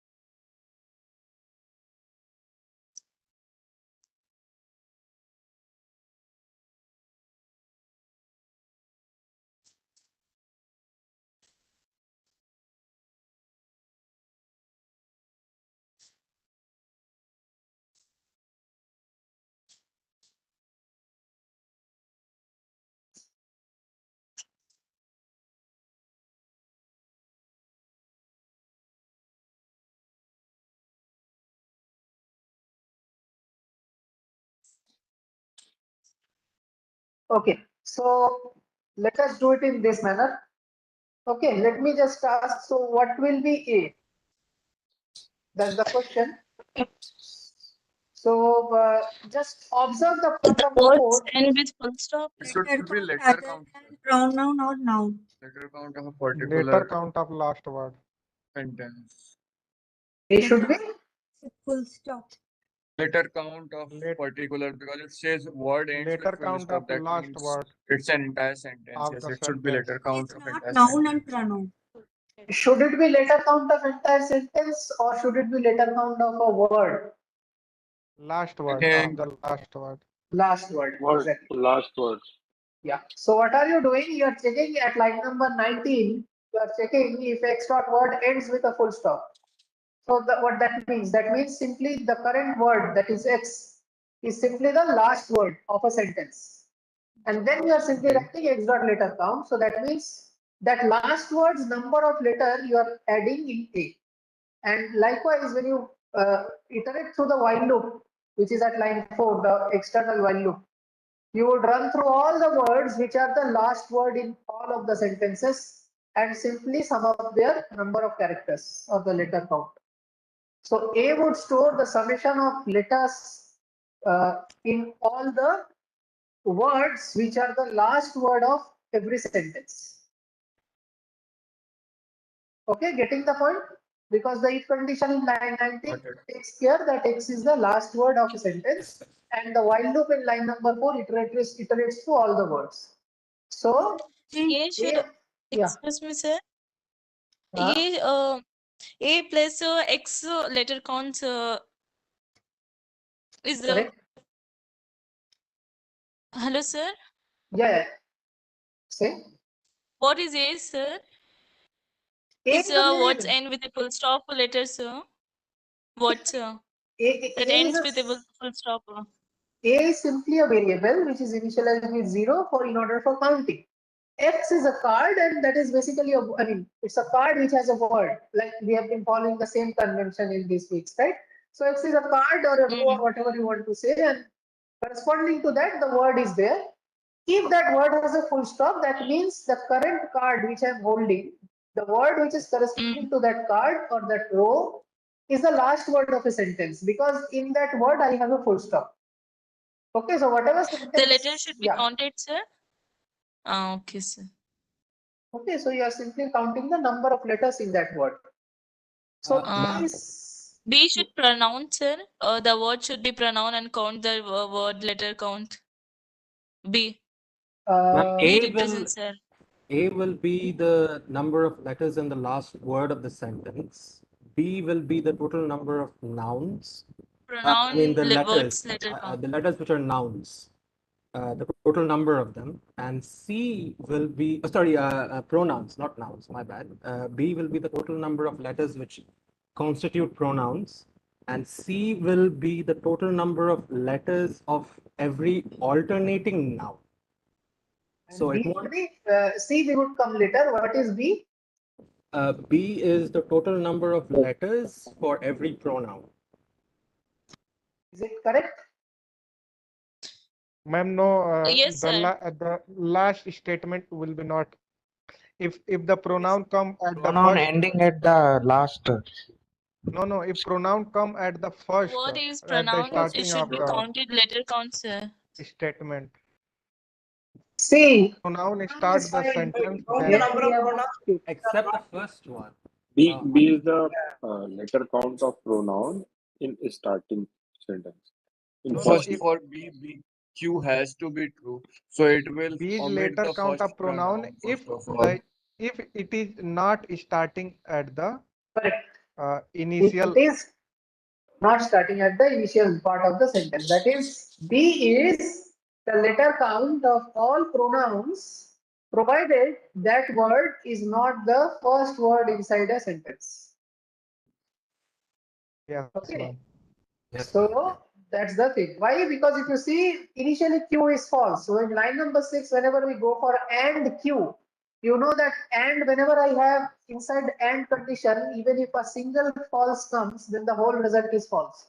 So For the first pronoun which we get, x dot part of speech equal to pronoun, the first pronoun where it is satisfying, Q would be false because Q is initially false. Okay, so the first pronoun would not be considered inside B. Fine. So what would happen after that? When is the how this B would be increased? The only place where B, I mean this, in order to execute this line, we have to modify Q to be true. Q is getting true over here. Now there is no if or else condition with respect to Q. Only thing is you are using Q before and later you are modifying Q to be true. Initially Q was false. So the first pronoun would not be considered, but after that when you go over here and execute this statement and in the loop again come back over here, then your Q would be true because you have made Q equal to true. But what if first letter is not pronoun? Doesn't matter if it is the Something first letter like is not, and that doesn't matter, right? That we are not incorporating those cases over here. If it is verb, then fine, that would not be inside C or B or whatever. We are only dealing with pronoun and noun. Only difference is that in both cases we are using two variables to restrict something. Okay. In pronoun we are using Q variable, in noun we are using P variable to restrict something. What is that restriction? That is the question. Now in case of in case of pronoun, the restriction is you will not be able to consider the first pronoun of a sentence. Okay, Yeah, so I got that. yeah, it might not be the first pronoun. I mean, the pronoun might not be the start of the sentence. What we mean is the first pronoun inside the sentence. The sentence might start with a verb, it might start with a noun, it might start with anything else. But whenever you get the first pronoun inside that sentence, that pronoun would not be considered inside B. Only the pronoun after those pronouns would be considered inside the length of B. That is the concept. Okay, fine. And noun, as you said correctly, so B is basically number of letters. Letter counts of pronoun. In pronouns of pronoun. Sorry. But there is not a reinitialization is not happening, na sir, after. Why do you want to reinitialize? You want to sum up. If you're saying the sentence is completed, Again we have to reinitialize it, P equal to false and Q equal to false. yeah, correct. Whenever sentence is completed, you are reassigning Q equal to false over here. Saying this line 21. So if your sentence has completed, that means from the next word, if it starts a new sentence. If it starts a new sentence, I again have to remember I would not consider the first pronoun because this is a new sentence. So that's why I'm making Q equal to false, so that whenever the first pronoun of the new sentence comes after returning from while, I would not consider that. I would not consider that over here. So whenever I'm getting a letter count, a word which is ending with a full stop, that means I am moving to a new sentence. Whenever I'm moving to a new sentence, I must initialize Q I must update Q equal to false, so that the first pronoun inside the new sentence is not considered at line number 7. Okay. But so let me write this number of letters of pronouns which are not first pronouns in any sentence. What is Should C? be not a first pronouns. Yes, sir. It The should be first word should be not pronoun. Yeah, that's done, right? The B we have discussed. Now what is C? It is the sum of letters of every second consecutive noun. So when two nouns come right after each other, it will count only the letters of the second noun. Yeah. So yeah, that you can see from here. So here we write a P. If it is first, we are checking noun. Okay, first we are checking if it is noun or not. We are checking noun or not, and then we are going for if P. Initially P would be false, right? And then I am anyway making P equal to true. So if it is noun, then first noun I am not considering because it is false initially. but then I'm making P equal to true. Now, suppose the next word after now is a verb, right? The next iteration, you come in the while loop, the next iteration is a verb. So again, you come over here inside the statement and check if x dot part of speech is noun or not. Remember, at this point, P is true because you make P equal to true. But the next word is verb. So you again came inside the while loop over here and then you came down and you are executing this line now. And you check part of speech is noun or not. So no, it's not noun because the current word is a verb. As soon as this if fails, my control will go to the else statement, right? And what is happening inside else? P equal to false. So whenever I get a non-noun word inside this if statement, I would go to the else statement and make P equal to false. Initially P was true, but I made P equal to false now. Now let's say the next word after this verb, I have a noun. Right? I come back over here and then again I have a noun. So I again execute this statement, which is correct. But P is false because initially we have made P equal to false inside the else. But then again I made P equal to true. After this line I execute, I come over here and P equal to true. And now initially we had a noun followed by a verb. But now again we have a noun followed by another noun. Now initially we have made P equal to true. Now again a noun comes, so noun comes. So this statement is valid for the second noun. And P is also true now. So I sum up C equal x dot letter. So this is for this noun. So basically, whenever there are two consecutive nouns, the summation of letters of the second noun is stored inside P. Okay, for the whole distribution, not for a sentence or something, for the whole distribution. In line number 10, it is written that if and in bracket it is written P. So by default, do we assume that it is true? Like when it is true, then only we can proceed because nothing is written like P is equals to true and false. Yeah, because what does if takes in? I mean, inside if, whenever you write something, I write if 9 greater than 20, right? Then you do something, right? So what is the result of this part? 9 greater than 20 is false, right? Yes. So this means if false, right? So you write if P over here. What is P? P is a Boolean variable. That is, it can be false or it can be true. So inside if you give a Boolean variable. You give a Boolean variable. That's what we are doing. P is a Boolean variable. So no problem. So initially we will take if false, right?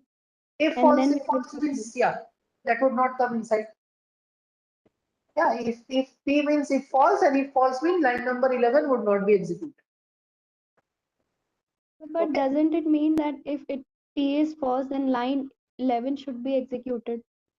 Why? If P is false, then you are writing if false. If you are writing false inside if, that means you are failing the condition. You cannot execute the whatever is there inside it. Can only execute if it is true. The condition inside if is true. Yeah, that's what I mean. If and only if the condition inside if is true, then only we move inside the if's body. If it is false, we do not move. Okay, sir. Okay. C is the letter count of all the nouns apart from the first noun coming in that particular sentence, right? Correct. So whenever you have more than one noun, it would not consider the more than one consecutive. If it is non-consecutive, then again see this statement would make P equal to false, right? Because let's say a verb comes in between, so this statement, this if would be false, and this if false means he would come to the else. As soon as you come to the else, you make P equal to false. So for a combination of, let's say, noun, adjective, noun, or noun, verb, adjective, or noun, like this, any discontinuous combination of noun with any other part of speech will execute this else statement and make P equal to false. So only case when this C would be counted, right? is when we have more than one nouns consecutively in the sentence. And that C would be simply the summation of all the letters of consecutive nouns except the first one, because initially you had Q equal to false. Sorry, P equal to false. Right? Initially. It should be only one noun, sir. Sorry? It should be only one noun, no? It should be, the first noun would not be considered, and after that, whatever be the number of consecutive nouns are there, their length will be considered. The first noun should not be included. No, because it is false. P is false. So when you come for the first time inside the, noun you get the first noun. But if P would give you if false, so C would not be executed, you come over here inside the else statement. Sir, I have a doubt. I think B should be number of letters of pronouns which do not appear as the first word in a sentence. Would that be right? Yeah, which are not first pronouns in No. As if I consider a sentence like Rohit called him, then him should be considered, right? Okay, so you mean, let's say, a sentence which has the pronoun, first pronoun, but that first pronoun is not the first word of the sentence. In that case, what would happen? You want to consider that or not consider that? Then I want to consider that pronoun, the letters of the pronoun. No, see, what's happening over here is, So because Q would turn true at the second word, no matter what the word is, no matter what the first word is. So it should be any pronoun which is not the first word in the sentence, right? Just a second. So if I get end of the sentence, we assign with false. Okay. You proceed further. Part of speech pronoun that is not executed because it's false. And let's say I get the part of speech equal to noun. Ma'am, actually, we have to replace pronoun by the word or not first word in any sentence. Yeah, correct. Or not first word. The pronoun should not be the first word in the sentence. Because you're starting with here, Q would become true anyway, and then you would consider it. Yes, sir, exactly. Only cases if the sentence does not start with a pronoun, sorry, if the sentence starts with a pronoun, then that pronoun's length would not be considered. Yes, Okay, sir. so number of letter of pronoun which are not first words, first word in any sentence. Why Fine? some people are saying sir and some people are saying ma'am? Yeah, that I am also confused about. Anyways, that doesn't matter a lot. Okay, so let's come to the C part. C is, we discussed that if you have two consecutive, sorry, not two, if you have consecutive nouns inside the sentence, so you accept the first one because initially your P is false. So accept the first one, whatever are the nouns after that, you consider the length of all those nouns. Okay, so that is C. Excuse me, sir. Yeah. Excuse me, sir. Yeah. Sir, by seeing this question, how could we identify that first word should be not counted? Sorry, first what should not be? You say before, sir, that word first letter should be not counted, either noun or pronoun. Yeah. Why it is so? Because How should we find out, sir, that? Yeah, I'm telling. Just iterate through the question, you would understand why we are saying that. So you are starting from top, right? So what is the first value of P and Q? False and false. Both of it are false, right? So the first word which you get, first word, and let's say that first word is a pronoun also, and that is also satisfied. But then you get Q and Q, but Q is false, right? Yes, sir. So the first time you are getting, for both for noun and for pronoun, the initialization of P and Q both are false. So this will also give you false, and if you see over here, if P would also give you false. So that's why the first word is getting you into trouble. That's why it is not considered. After that, after the initialization, we are making p equal to true, and again we are making q equal to true. So accordingly, next time the p and q's would be true and these lines would be executed. But initially, since p and q were false, the very first execution of pronoun, the very first filter when pronoun comes, that also would not be considered because of q being false, and the very first noun would not be considered because of p being false. Initialization. By seeing true or false, we have to identify the. Yeah, because and means what? When you are writing and, I just discussed that thing now in the start of the session. These are logical operands. So Q would be false and true, and P would be false and true. Depending upon that, the result of the whole if statement would be false and true. Okay, so yeah, you check that true first one. In question, by saying this, we have to identify that first word should be not counted. Yeah, by checking the true value. Okay, sir. Fine. So, yeah. Excuse me, sir. Yeah. For the consecutive thing is only with the noun and not with the pronoun. Sir, am I right? Correct, because with the pronoun, this is a single small condition of if, right? But now you have a separate if where you are checking this p separately and modifying this p true over here. You are correct. For the pronoun, we are not checking consecutive. For now, we are checking consecutive. Why it is consecutive? Because of this else statement.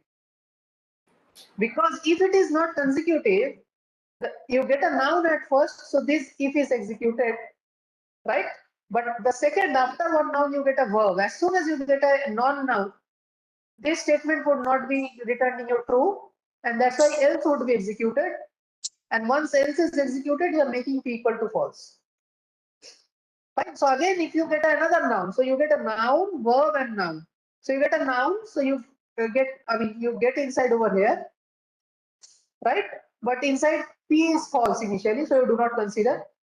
After that, you get a verb. So verb means your else condition would be executed. So again, that is also not considered.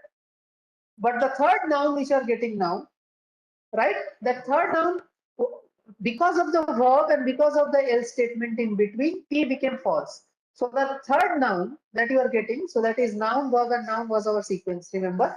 So the third noun that I am getting, that also would not be executed because p is false because of the verb's else condition. Okay. So only situation when this c would be increased is I have consecutive nouns. Sir, if I add the else statement in the pronoun section also, sir, then the pronouns will also be considered consecutively, right? If you add the same else statement in the pronoun and change whatever, just the like these changes, right? This changes, whatever changes, you make a separate if and do it like that, then you would get the same result. Okay. Also, one thing you have to maintain is this p equal to true. So accordingly, you have to make q equal to true over here. Yes, sir. Yes, sir. Okay, sir. Okay, so that is it. We have 8 questions, and which, if someone has a doubt in activity question, you can ask that one. Is class over, ma'am? Yeah, Ma'am, class if the word is a pronoun, then P will be set to false, ma'am. If a word is a pronoun, then P will be set to false, ma'am. In the previous question.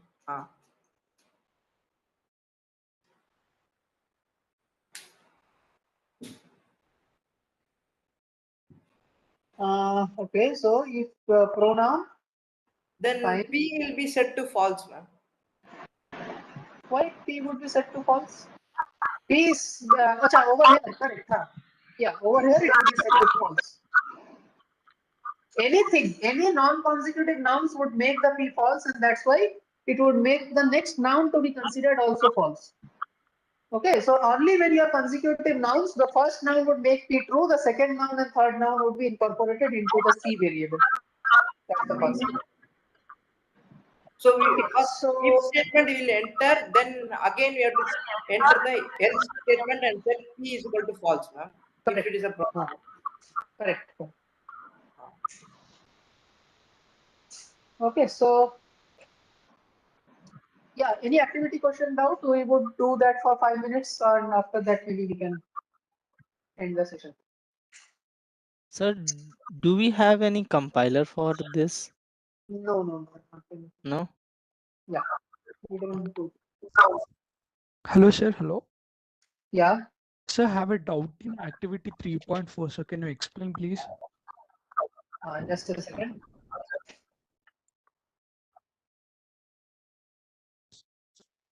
Three point four.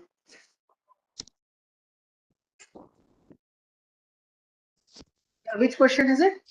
3.4 first question, sir. First question, second option.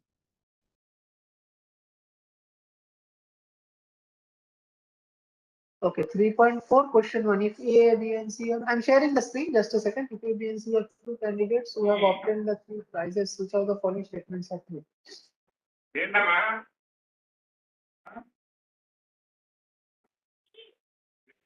So this is directly from the condition, right? Of the. No, sir. See, the second option is also satisfies 3 boys condition, no, sir? Second option is a correct, right? Is it one of the option? No, sir. It should be wrong. Like, it's like if 3 boys, then the prize is not going to be given, no, sir. If there are 3 boys, if there are 3 girls, then the prize is not going to be given. So that means what? Even at least one boy is required, correct? If there are 3 girls, it's not a correct thing. Yeah, sir. At least one boy also conveys. We can also have 3 boys. No. See, when you are writing something, at least one boy means you should have at least one boy. That is what it means. You are extrapolating that okay, at least one boy also means there can be multiple boys. That is not what, I mean, I can also say at least one boy does not mean always you have 3 boys. Okay, so whatever the sentence is stating, you should be sticking to only that part. At least one boy means there can be 3 boys. That is correct. But at least Yes, one boy also means there can be only one boy. That also is a possibility. Okay, so why will skip that main possibility? It also says 3 boys. Why can we ignore that easily? No, it's not about ignoring. See, the thing is about understanding what the sentence is only meaning. Okay, so just take the first statement. All 3 are girls. Okay, let me share Yes, it. sir. Yes, sir. Yeah, sir. Yes, sir. I can see. It's okay, sir. Anyways, for others also.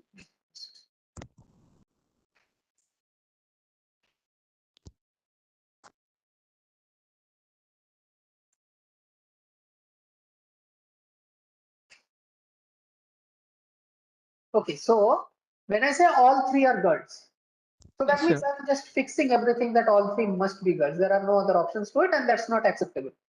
Yes, sir. When I say all 3 features in list of the top 3 scores in every subject, right? Yes, sir. Yes, sir.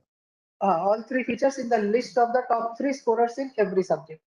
So Yes, sir. I get you, sir. But like I'm having a doubt. It may also have 3 boys. The second statement conveys it may also have 3 boys. It's stucking me, sir. yeah, I'm getting the point. The thing is, you should only stick to the meaning of the sentence. Okay, not what that sentence might be present inside some other cases.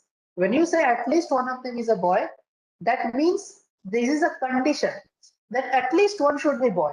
Now, what you are saying is this can also mean that all of those are boys. I can say this can also mean that all of those are not boys. When I can say you this thing, all of those are not boys, right? At least one of them Yes, is sir. a boy, can be Yes, sir. simultaneously be mapped to 2 conditions. All of them are boys, all of them are not boys. So in that case, from that aspect, you cannot judge that this is an ambiguity. So you should only stick to the part of the statement or meaning of the statement that it conveys, not in which situation this statement is valid. So when I say at least one of them is a boy, only what I mean is we should get at least a boy. That's the only condition. Okay, so This is, we should ignore the 3 boys case. What I mean is, yeah, obviously we should ignore, but Yeah, sir. Yeah, sir. It is clearly it is getting clear that we have at least one of them is boy, but it may also consider three boys. I'm sorry, I'm getting you trouble, sir.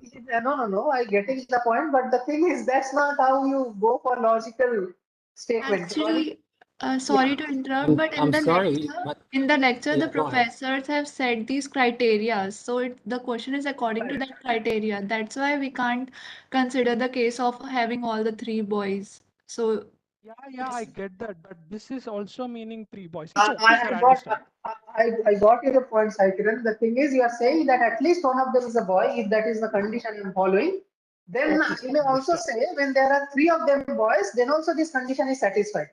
Because three of them are boy, I can say at least one of them boy is a correct condition that is being satisfied in that case. Yeah, But sir. but this is where you are going for inference. You are saying that at least one of them is a boy. Infer all of them are boy. Can you write this statement? If you can write that statement, then I would say you are correct.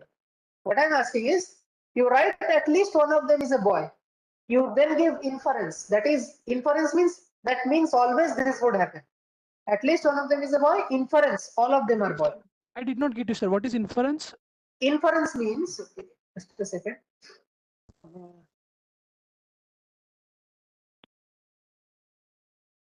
I'm so sorry to interrupt, but just for people who haven't advanced this far into the activity, could some background be given on the question? Thank you. Background in the sense? Achha, okay. Okay, see, there is an activity question, right? I mean, unless and until you go through the lecture, it would be very difficult to give a background in a brief time. So it's better to go Thank through you, the ma'am. lecture. Okay, well done. Yeah. So inference means, yes, sir. If I write A infer B, this means whenever event A happens, event B must be true. That is, whenever A is true, B must be true. Right? Okay, sir. I write A x is greater than 100. Infer Okay. x is greater than 10. Okay?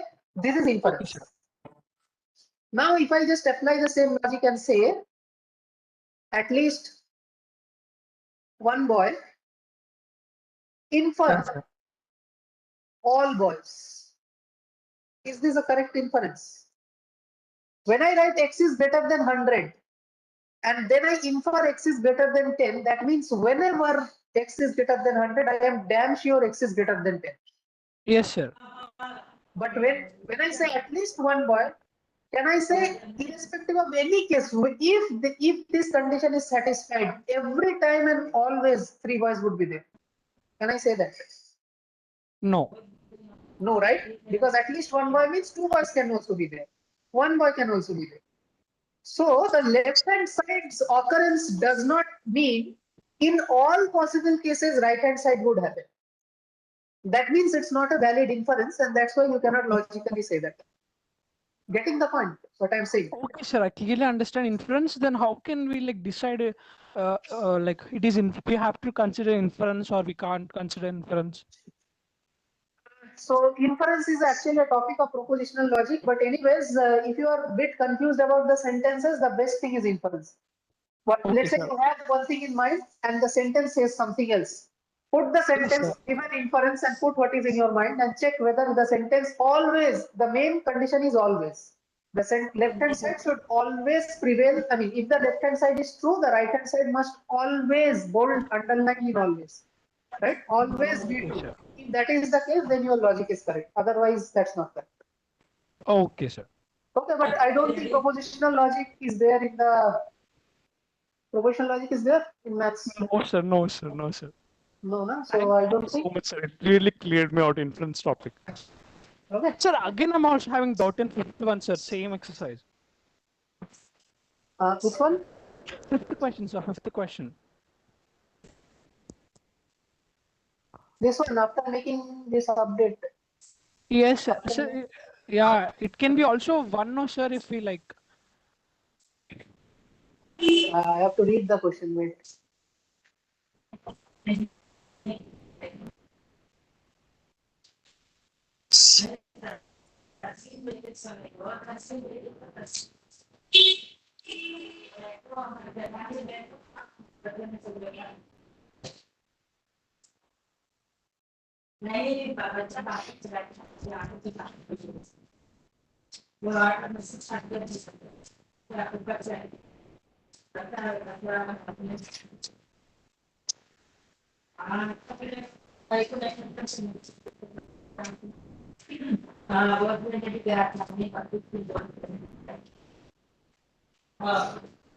How many pairwise comparison among the variables and cards are needed to update all the variables?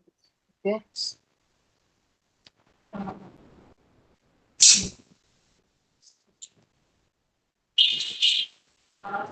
Okay.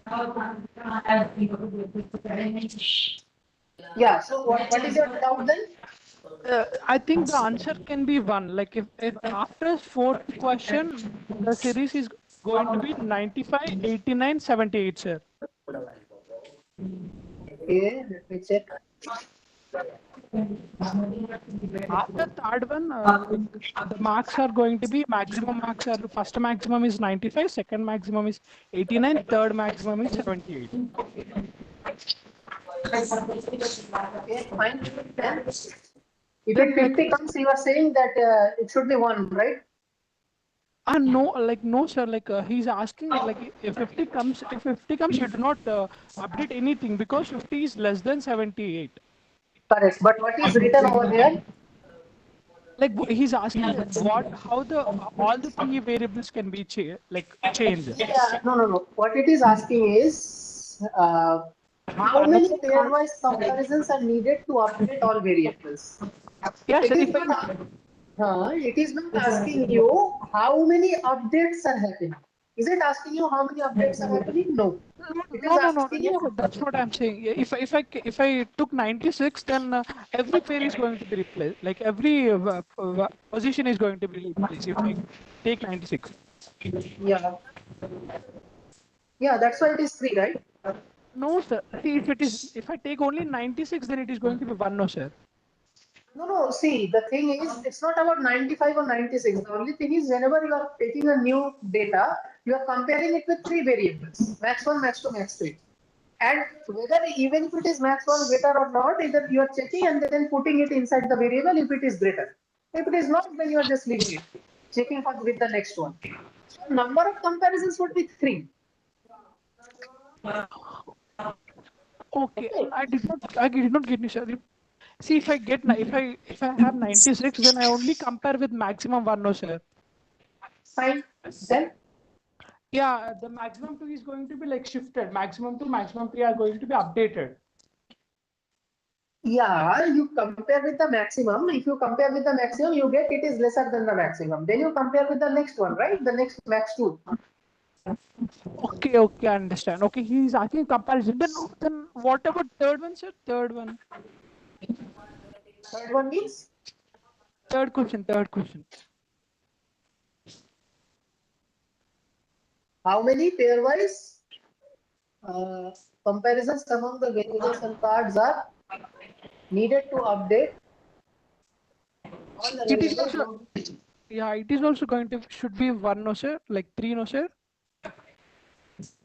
Wait, how many pairwise comparisons among the variables and cards are needed to update all the variables? Note that each pair consists of a card and one of the 3 variables. 5 should be 3, then 2 should, sorry, 3 should be also 3.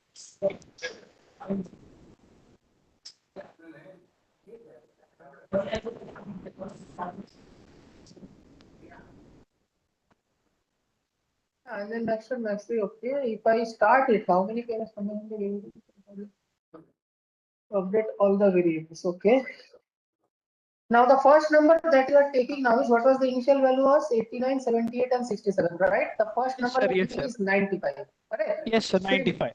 If the first number is 95, you getting that it is, what is max 1 at this point? 89. 89. So we compare with max 1 and we put there. You compare with maximum and you get that it is greater than max 1. 95 is greater than max 1, correct? So you put max 1 equal to 95. So when it is greater than max 1, you already know it must be greater than max 2 and max 3. So you did not compare. But when it is 50, it is lesser than the max 1. Then you don't know it is lesser than the max 1, but it is lesser than max 2 or it is lesser than max 3, that I don't know. So that's why in the If it's fifth case, it's lesser than max, then it's obviously like lesser than max to max 1, no, sir.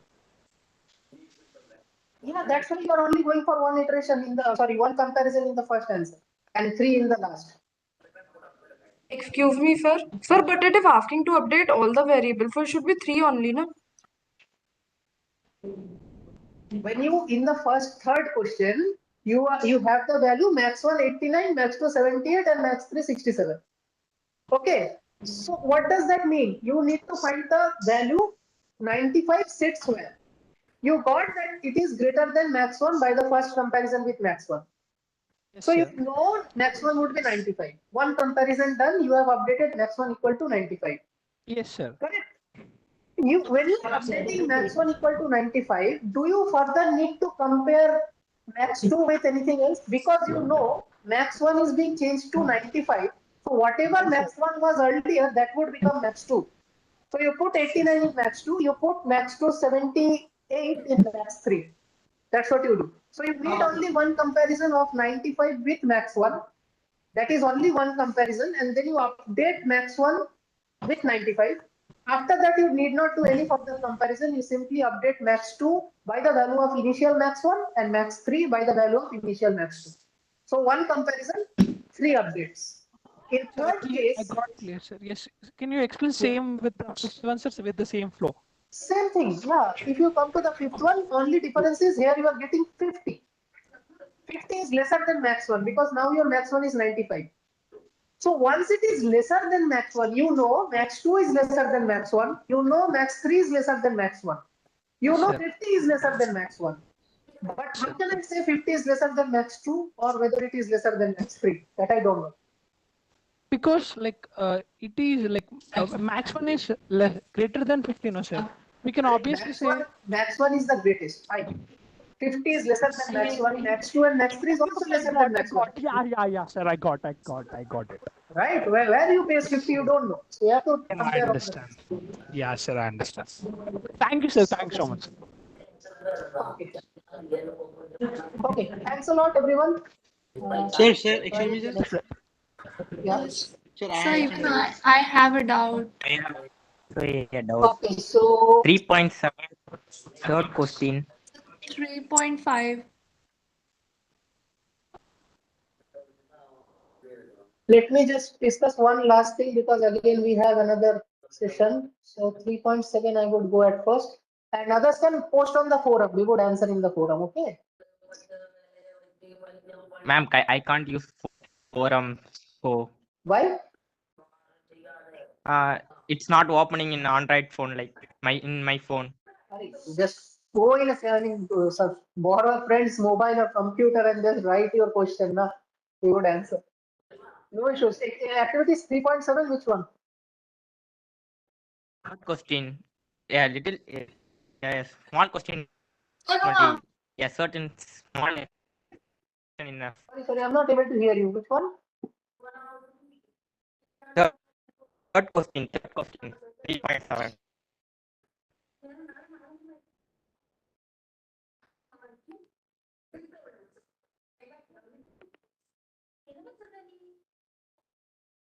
Okay, so let's say when we are calculating minimum marks of each subject, that means maths, the minimum in maths, the minimum in physics, the minimum in chemistry. But when we calculate minimum of total, that means we see each student and we see the total of each student and find that student whose total marks is the least. Fine. Yes. That's what minimum of total means. Now, if that student who has got the least marks, that least marks is not equal to the least. So basically, let's say the student who got the least marks, he got the least in chemistry, but he got just 1 mark more than the least marks in physics and 1 mark more than the least marks in, let's say, maths. So he got the least marks, but subject-wise, he did not get least. Okay. So subject-wise least of each of the subject would always, sorry, the summation of subject-wise least would always be lesser than the total summation. So whatever Yeah. you are seeing over here, the left-hand side would be a smaller quantity, right-hand side would be a larger quantity. So this would be a negative number. Okay. Okay. Okay, it can be negative or it can be zero also. When it can be zero, if it is zero, that means the student who Okay. got the least marks, he got least in all the subjects. Okay. Okay. Okay. I am. Okay. I think. Okay. Sir, it would be so thankful of you if you can please explain the practice assignment question number 9.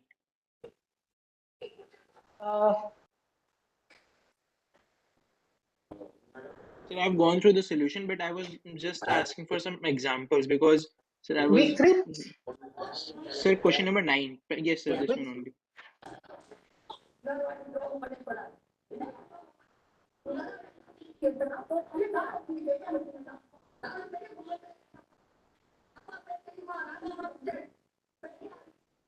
Yeah, so please Sir, the refer to doubt. the previous sessions. I have discussed this in detail, particularly this question. But you are asking this class. Yeah. So I want some examples. I just want that want to know that why the answer is twice. Why the answer is twice? Assume when the total is, I mean, let's say,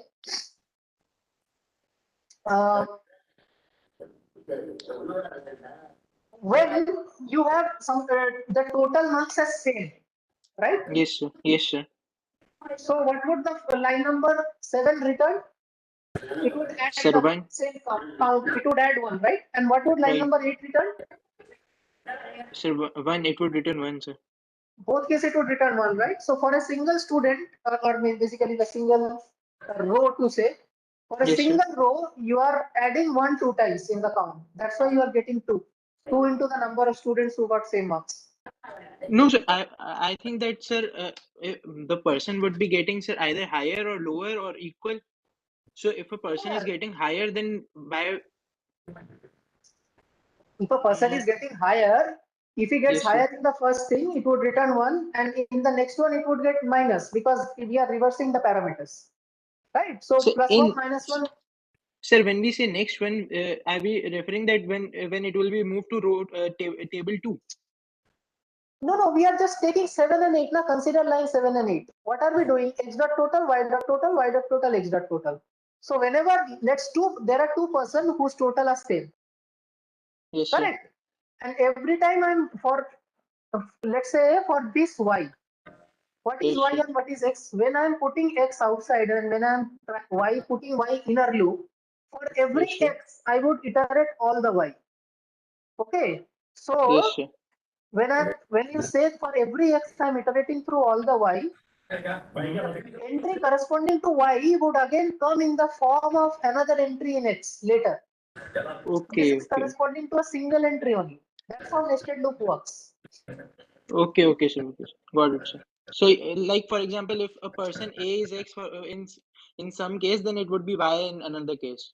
You are comparing person A as X and compares person B as Y, and later Yes, at some point B would become X because of this Okay, output.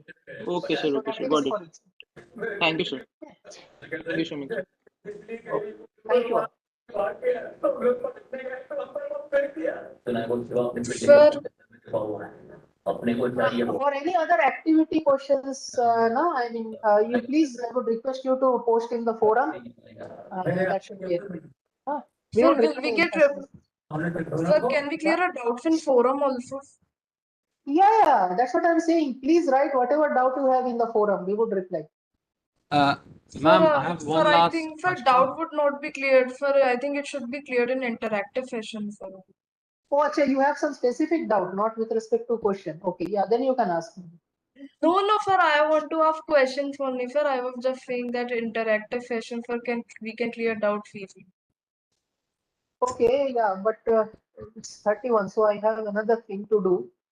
Maybe, yeah, if you have one thing, I can address it now, or maybe I would request you to address that in the next session. So one question you may ask me. Sir, I'm having 3. Sir, I will ask you in the next session now. Okay, ma'am, Okay. before you go, I would just like to ask one question to lay to rest everyone's doubt. Do we address you as ma'am or do we address you as My name is sir? Bhaskar Banerjee. Oh, I'm so sorry. This whole time, me along with a lot of other people thought that it was ma'am. My bad. Yeah. Thank you, sir. Okay.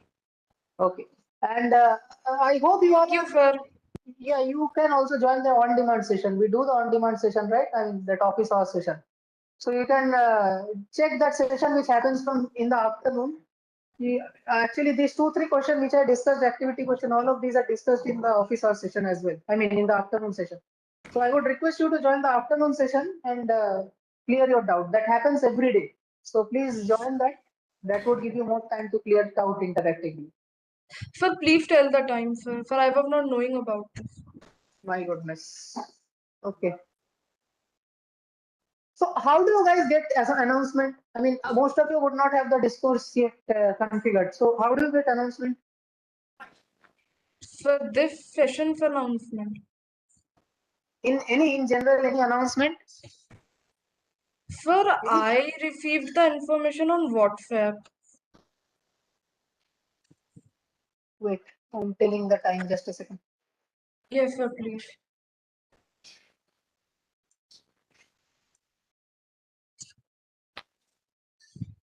So the sessions happens from 5 o'clock. Okay. Initially it happened from 2 o'clock. Now it happens from 5 o'clock and goes on till around 7 o'clock. Okay, 6:30 to 7. Okay, every day that happens except Saturday, Sunday. Okay, sir. Okay, maybe tomorrow is Tuesday, right? So yeah, tomorrow there would be a session from 5 o'clock. Okay, sir. Okay, sir. Okay, sir. Sir, I will surely join, sir. Sir, I can have week 2 doubts also. You can ask any doubt. Those sessions are not with respect to weeks. Those are mainly doubt clearing session. Okay, So okay, sir. Thanks a lot, sir. Thank you. let me just share the link. Wait, do you have the link? How will you join? Yes, sir. Wait.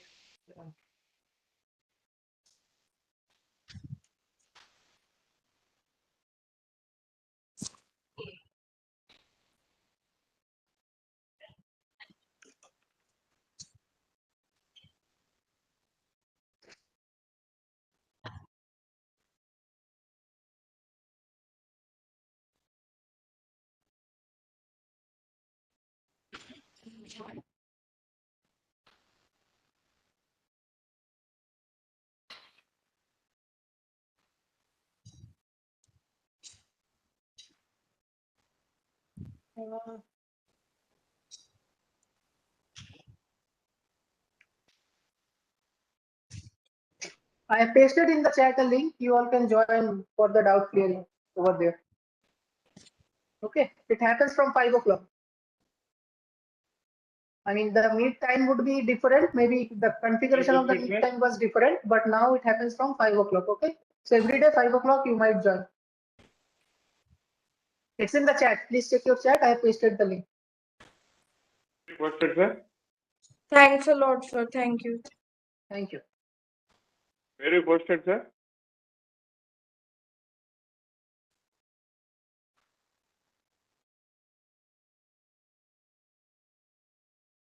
Hello?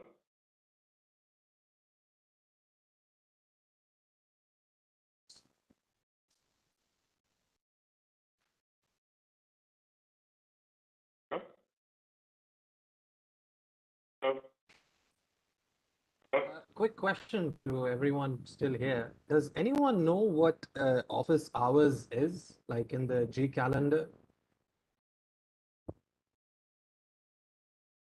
Anyone? Hello? Hello?